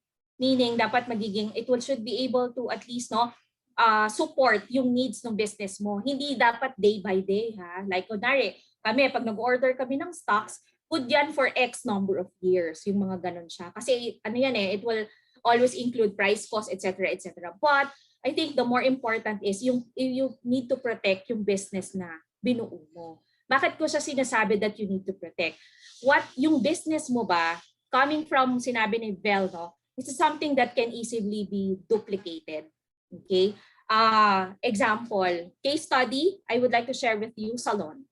Okay? Yung mga salon, alright, so pag pina-franchise sila, ano yung danger nun? No? Remember, people-based businesses, yung nakadepende yan sa tao. Alam nyo naman, pag salon, yung customers niyan, sometimes ang loyalty niya nandun sa nagugupit sa kanya, yung cutter, stylist, etc. Paano kung yung cutter mo, no, o yung stylist mo, magtayo siya ng sarili niya? Diba? And it happened to one of the franchise brands, no, na meron dito sa Pilipinas. Okay, so umalis, no, yung stylist niya. So paano na siya? So things like that, no, yung bang negosyo mo can easily be duplicated, no? Meaning, kasi baka yung kinuha mong franchise, yan din ang papatay sa'yo, no, in the future. So yun yung mga isipin din ninyo na when you venture into business, if it's operated by your own, wala yung problema. Pero if you let people handle it, number one, you protect it kasi pwedeng maging kalaban mo sila in the future. Second, you should always, no, try to, paano siya ma-avert, no? How do you address it kung gano'n, no? So I think that one brand, no, ang ginagawa niya, kasi nga, madaling makuha yung produkto sa labas. So yung stylist, no, they can Kahit na meron siyang alam before siya nagtayo or hindi na siya nag-renew, yun pala, pwedeng hindi na i-renew ikaw no, nung kukunin mo na franchise. So you need to innovate para palaging ano siya, hindi ka mapag iiwanan. Yan. So I think yon isa din yon sa i-consider ninyo. But a good springboard will be, ano kayo, learn by experience. Mag-franchise kayo, bakit ko sinasabing learn by experience? Matututunan mo kasi yung back-end. Yung back-end na yon, yung kailangan mo para ikaw ay magtayo ng sarili mong negosyo. Okay? Classic example niyan is the egg station, yung franchisee namin, no? Before, Mr. Donut, company owned lang niya yan. Kwek-kwek, yung mga ganon-ganon, no? But after 3 years, okay, nakita namin na yun, pinapa-franchise na rin yan, yung kanyang create no, na brand. Okay? Kasi kahit pa paano, yung concepts na nakuha niya from the franchises, maybe, no, na franchise niya, pwedeng hindi lang naman kami, okay, ginamit niya yon as guide. Dapat pala may ganito, may ganyan, may ganyan, may ganyan, ganyan. Yung mga problema, alam na rin niya. Kasi, na-encounter na niya ang problema ng delivery to franchisee, anong dapat gawin, and other scenarios that you can have pagdating sa negosyo. So, yun yung ano ko, for me. Oo. Guys, ano lang ha, magbibigay lang ako ng insights about this kasi I so love the question. Kasi kahit nung graduate ako ng college, ito agad nasa isip ko, magtayo ng negosyo, ipa-franchise. Okay, gusto ko lang i-manage the expectation ng lahat ng mga viewers nandito today. Hindi ganun kadali magpa-franchise, okay? So apart from dapat nag-ROI na kayo, sa ROI yan, dapat na-apply mo yung purpose of marketing. Alam nyo na kung ano yon, the product, price, promotion, and place. So kailangan mag-ROI yan. Second is, dapat you have to ready your pocket. Bakit? Hindi ganun kadali porket naisipan natin magpa-franchise tayo at matalino tayo, bida-bidahan tayo agad sa mga paperwork. So walang ganon. Kasi ang franchising, kailangan mo magbayad ng isang organization na siyang gagawa ng system mo para maging ready ka, para masabi mo na franchisable ka na. Sino ba yung legit na gumagawa nun dito sa Pinas? We have si Francorp. Sila yung largest na gumagawa talaga ng system, no? Like gusto mo ipa-franchise yung negosyo mo, magpa-consult ka with them, may bayad yun. At hindi siya basta bayad, we're talking about millions of money. Kaya you have to calibrate yourself yung emotionally and financially talaga na dapat ready ka na. Hindi porket naisipan natin agad. Kasi ang dami kasi nangyayari ngayon na gagawa sila negosyo, gusto nila yumaman agad dahil team payaman eh. So ang ginagawa nila, pa-franchise nila agad na walang system. Ang nangyari, what will happen kung may franchisee na magpa-loss sa'yo or isusuka nila because of the damages na ginawa mo. So nga ka ngayon, di mo alam kung what to do. Magko-consult ka sa lawyer. Paano kung yung lawyer din? Yung ibang lawyer kasi din minsan, bida-bidahan din yan porket alam nila yung batas, yun na yun. In franchising, may mga tinatawag tayong regulating law. Although wala pa yan sa Pinas, pero pag mayroon kasing developer na gumawa ng system mo, I'm telling you, kahit magpa-lawyer pa yung franchisee, magpa-lawyer yung mga customers, protektado ka bilang franchisor. Okay, kaya hindi ganun kadali. Kailangan you have to ready your pocket talaga. Yun talaga importante dyan. Dapat mayroon kang millions of money sa bank para pambayad mo with them. Okay, hindi porket matalino tayo, graduate tayo, summa cum laude ng PUP at tatak PUP tayo. Normally kasi pag PUP yan, matalino talaga yan. Hindi pwedeng ganoon. That's not hindi yan ang nangyari sa real world. Dapat may pera ka, okay? So yun lang, thank you. And you should be registered also. Correct. The Philippine government should recognize you as an entity that is authorized to grant franchise licenses. Ganun siya. Correct, agree. Grabe, I love how our speakers are answering the questions. The energy itself, di ba? Parang talagang intense. Agree. Actually, Unfiltered. sumasabog ang chat box natin sa dami ng questions. Oo nga, nakikita ko nga hanggang ngayon may chat If sa we may ating ask, can our speakers can entertain even one more question? Yes, Actually, maglalambing guys, po to be kami. honest with you, I only have 5 minutes pero sige, kaya pa. Andiyan naman si Ma'am Perfect. Chia at saka si Ma'am Bell. Perfect. Thank you, Sir Joey. All right, so for the last question, let me just check our chat box. Ayan, the question is from Cesar de la Cruz from 45. Is it correct? I heard a while ago that you can apply a franchise without the physical store. Totoo daw po ba yun? You can apply for a franchise, parang you have an online business, something like that, na walang physical store, ganun ba? Tapos make it franchisable. I think, yeah, that's a question po. We have a very unique concept now we develop. It's a six-pack chef. If you can search it on Facebook, it's ang six-pack chef is a meal subscription business. Now, for example, you want to lose weight, they will create a menu for you for the next 2 weeks, ganyan, and then you pay them for the meals that they will be providing for you. So subscription meal siya. So what you franchise with them is not really a store but a kitchen. So syempre, mas malaki yung investment. So, ang mangyayari, the business is very much online. You just go to the website and then order the meals that you want to order. And then you, kung nasa Quezon City ka, it will come from the Quezon City kitchen. So, ganun siya. That's that kind of format. And some naman doesn't have a physical store, but we still advise them na, because kasi maaari kasi ngayon, we're very heavy on online, pero we still advise the online franchises, the online sellers that we deal with, na eventually you have to put up a physical store kasi it makes your business more credible. Yon, parang ganun siya. It doesn't make your business any less of its value, but it increases the value of the brand kapag nakikita na siya sa mga commercial spaces, no, mas tumataas yung value niya. So even if you do that na company owned lang, okay lang yon. But yun yung lagi naming advice. So I hope I answered the question. Okay, I would like to add to that. For those who are curious about online franchising, yes, merong ino-offer yan na gano'n. You check out si Show My House, no? I-google nyo na lang yung online franchising offer nila. Ang ano lang natin din sa online franchising, no, it's different from the traditional franchising structure, no, that we have discussed, no, kanina, kasi very important din pa rin naman yung meron kang physical store na natatawag. So if the online franchising, from the knowledge that I have, no, about it, but please feel free, no, to search and attend kayo ng mga nila, parang info seminars. From the knowledge that I have about online franchising, you pay a certain amount. It's more of like you're a franchisee, but you're a shareholder, but also you're a seller. So it's like you franchise this for this amount, and what you need to do is to sell the product, you book it, tapos sila na yung bahala sa delivery. So that's how the online franchising works, no, para sa kanila. But yung sa atin, yung diniscuss ni Belle, diniscuss ni Joey, no, a while ago, it's the franchising with a store. It will really teach you on how the businesses works kasi kompleto yung facet niya. Hindi ka nagtitinda lang, no? You manage people who sell it to the customers. I'm not saying that online franchising is not really franchising, okay? I'm sure nakakuha sila ng license to be able to get the name, no?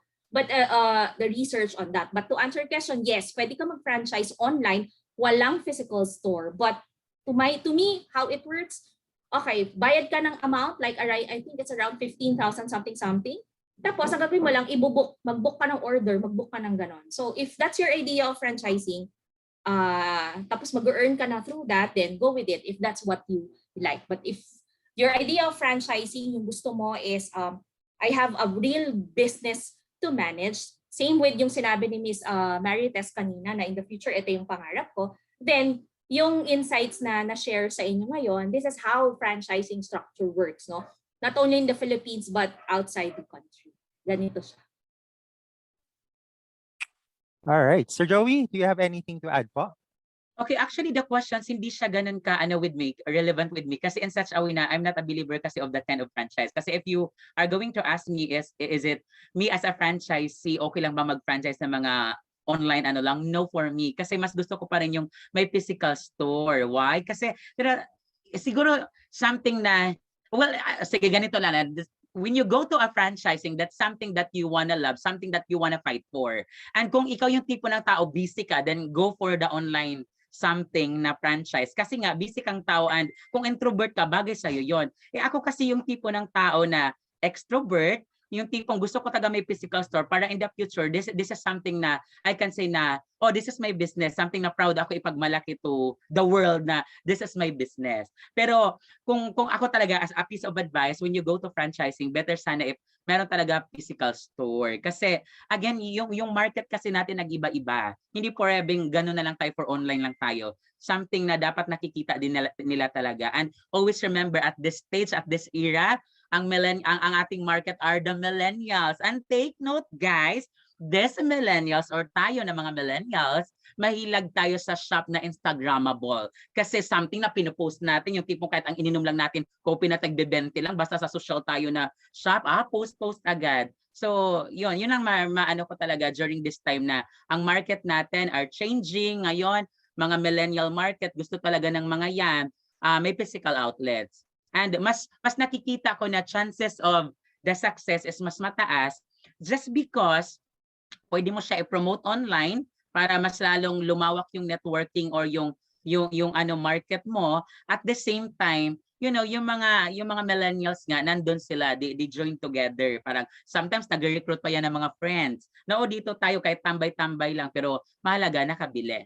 So doon ako sa physical store. All right. Thank you so much, Sir Joey, Ma'am Cheryl, Ma'am Belle. Yes. That's it for our open forum.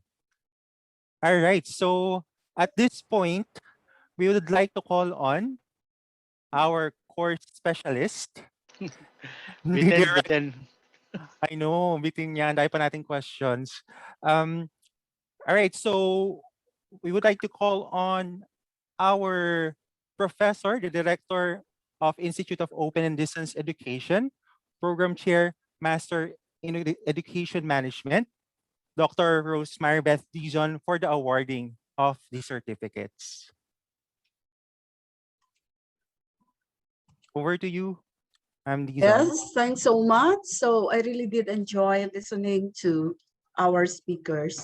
On behalf of all the PUP-OUS officials headed by our Executive Director, Dr. Carmencita L. Castolo, I would like to thank our speakers for taking time to speak to us and for sharing with us important and interesting information on franchising, especially in this time of pandemic, which I firmly believe will be of great help to our OUS, BS, Anthropy students joining us in the Zoom meeting room, and to those 440 individuals joining us via FB Live.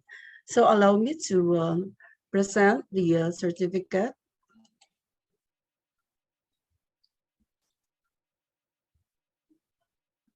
Ayan. So Polytechnic University of the Philippines Open University System, this certificate of recognition is awarded to Vel Cacha Manuel, Marketing Manager, Frankfurt, Philippines, for sharing her expertise and valuable insights as resource speaker in the webinar on franchising, growth, and resiliency amidst crisis, given this 28th day of May 2021. Okay, signed, Professor Jerome P. Dumlao, Program Chair, BS Antrap, Dr. Rosemary Beth Ardizon, yours truly, Director, Institute of Open and Distance Education, and Dr. Carmencita L. Castolo, Executive Director. Another certificate is also awarded to Ms. Cheryl Carrillo, Franchise Manager, Mr. Donut, for sharing her expertise and valuable insights as resource speaker in the webinar on franchising growth and resiliency amidst crisis, given this 29th day of May 2021. And also, this certificate of recognition is awarded to Mr. Joey Dionaldo, part owner, Cadariela Corporation, franchisee of the Shawarma Shop and the Good Barber Shop, for sharing his expertise and valuable insights as resource speaker in the webinar on franchising, growth, and resiliency amidst crisis, given this 29th day of May 2021. Again, thank you so much. and God bless. Thank you.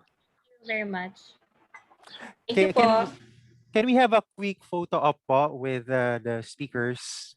Sure. All right, attendance committee, let's have a quick photo op. All right, 1, 2, 3. One more po. 1, 2, 3. All right, I think that's it. Perfect. Thank you. Thank you for having us. Hope you there was a very good learning. It was a good learning session. Thank you. Thank you, Definitely it everyone. is. Thank you Thank very you. much. Thank you po sa ating mga speakers. And at this point, earlier we asked you to open your cameras, and the reason for that is we have prepared special awards, and Correct, correct. we will announce now the winners.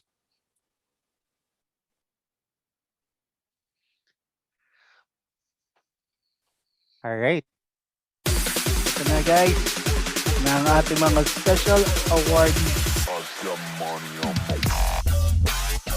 For the first award,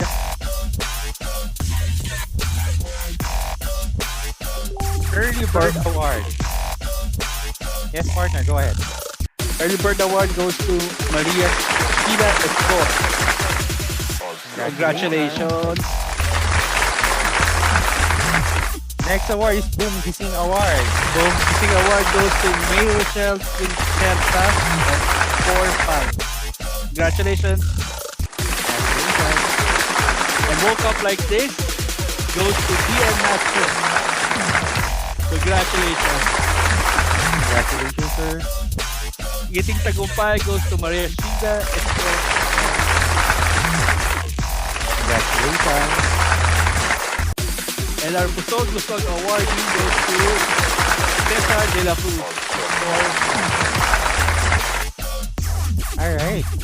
I think that's all the awards that we have. Congratulations, guys. And again, our finance committee will reach out to you on how you can claim your prizes. We would like to call on, actually, we are very privileged to have her today, the Executive Director of PUP Open University System, and also the Program Chair, Doctor in Education Management. Ladies and gentlemen, let's all welcome Dr. Carmencita Castolo to give her closing remarks.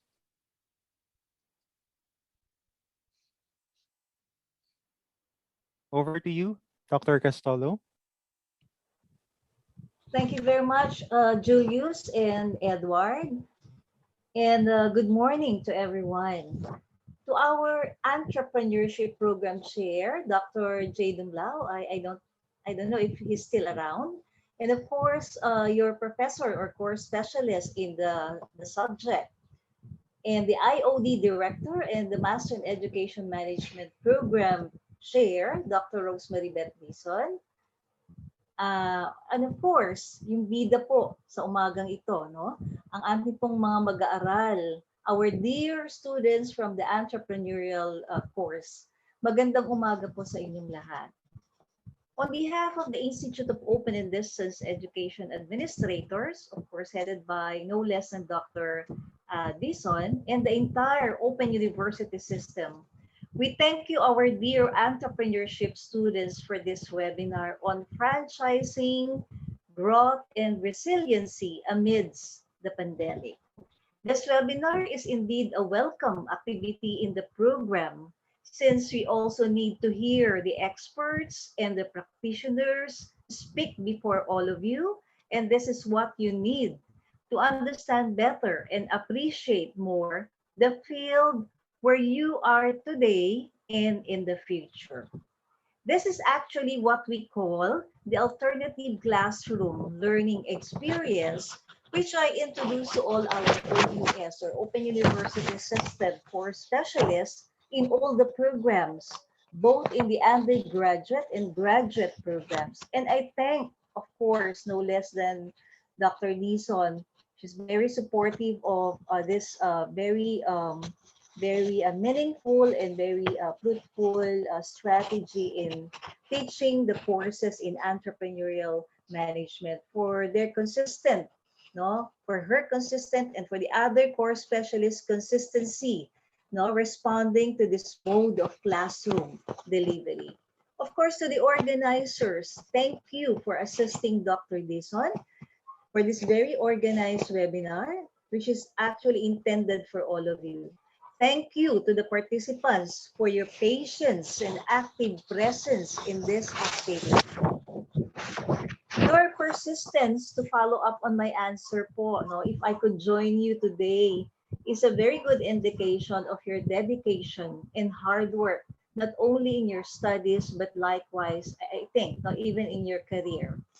Having invited very good speakers to share with you their knowledge on the subject matter, as well as their expertise, is another indication that you are nurturing the desires of all to learn and relearn this morning. I hope that more of this activity shall be planned by our program chair, by our course specialists, and of course with you all, our dear students. So congratulations for this very meaningful activity. And of course, most importantly, congratulations to all of you on your graduation. Tama po ba? Graduate lahat? Yes. Yes. Yeah. Okay. I am sure most of you will decide to be back immediately after your graduation to the Open University. Bakit? Because we already have Master in Business Administration ready for all of you. So hihintayin po namin ang inyong pagbabalik for your graduate school program. Aasahan po ba namin yon? Yes Definitely po. po. Okay, yes then. Okay? So marami pong salamat sa inyong lahat at muli, magandang umaga po and God bless us. Thank you. Wow. Dr. Casola, thank you as well for gracing our webinar today. Na touch po kami sa message nyo and pasensya na sa last minute invite. We're grateful na inaccept nyo pa rin po. Wow, giging emotional partner ah. Andyan na, malapit na, konting-konti na lang. Is it okay, Dr. Casola, if we also have a quick photo op with you po? Yes. It's my honor to be to take pictures with everyone here. Awesome. Attendance committee, let's have a photo op with Dr. Casola. Ready? 1, 2, 3. One more. 1, 2, 3. All right. Thank you. Thank you again, Dr. Castolo. To our speakers, Ma'am Vel, Ma'am Cheryl, Sir Joey, we can't thank you enough. Napakarami po naming natutunan ngayon. Tama ba, partner? Definitely, daming takeaways gaya nga ng pilit natin sinasabi kanina. And again, salamat. Grabe tong webinar series na naganap. We are very much knowledgeable about on how we are going to handle such situation, lalo na sa ganitong pandemic. And we also appreciate our participants from BS Entrepreneurship 4.5 and 4.7. Thank you for sharing your weekend with us. And yun, wala na kaming masabi. Puro gratitude. Again, thank you by the way to our sponsors for providing the cash for our winners of the cash. That will be Skin Obsession, Buffalo Shoes, K&K Perfume, Topi Jeep, and lastly, Lucky Patties. There you go. Siguro mas maganda para ma-feel talaga natin yung pagiging scholar natin. Let's end the program with the PUP hymn. Join us, guys, as we sing our alma mater.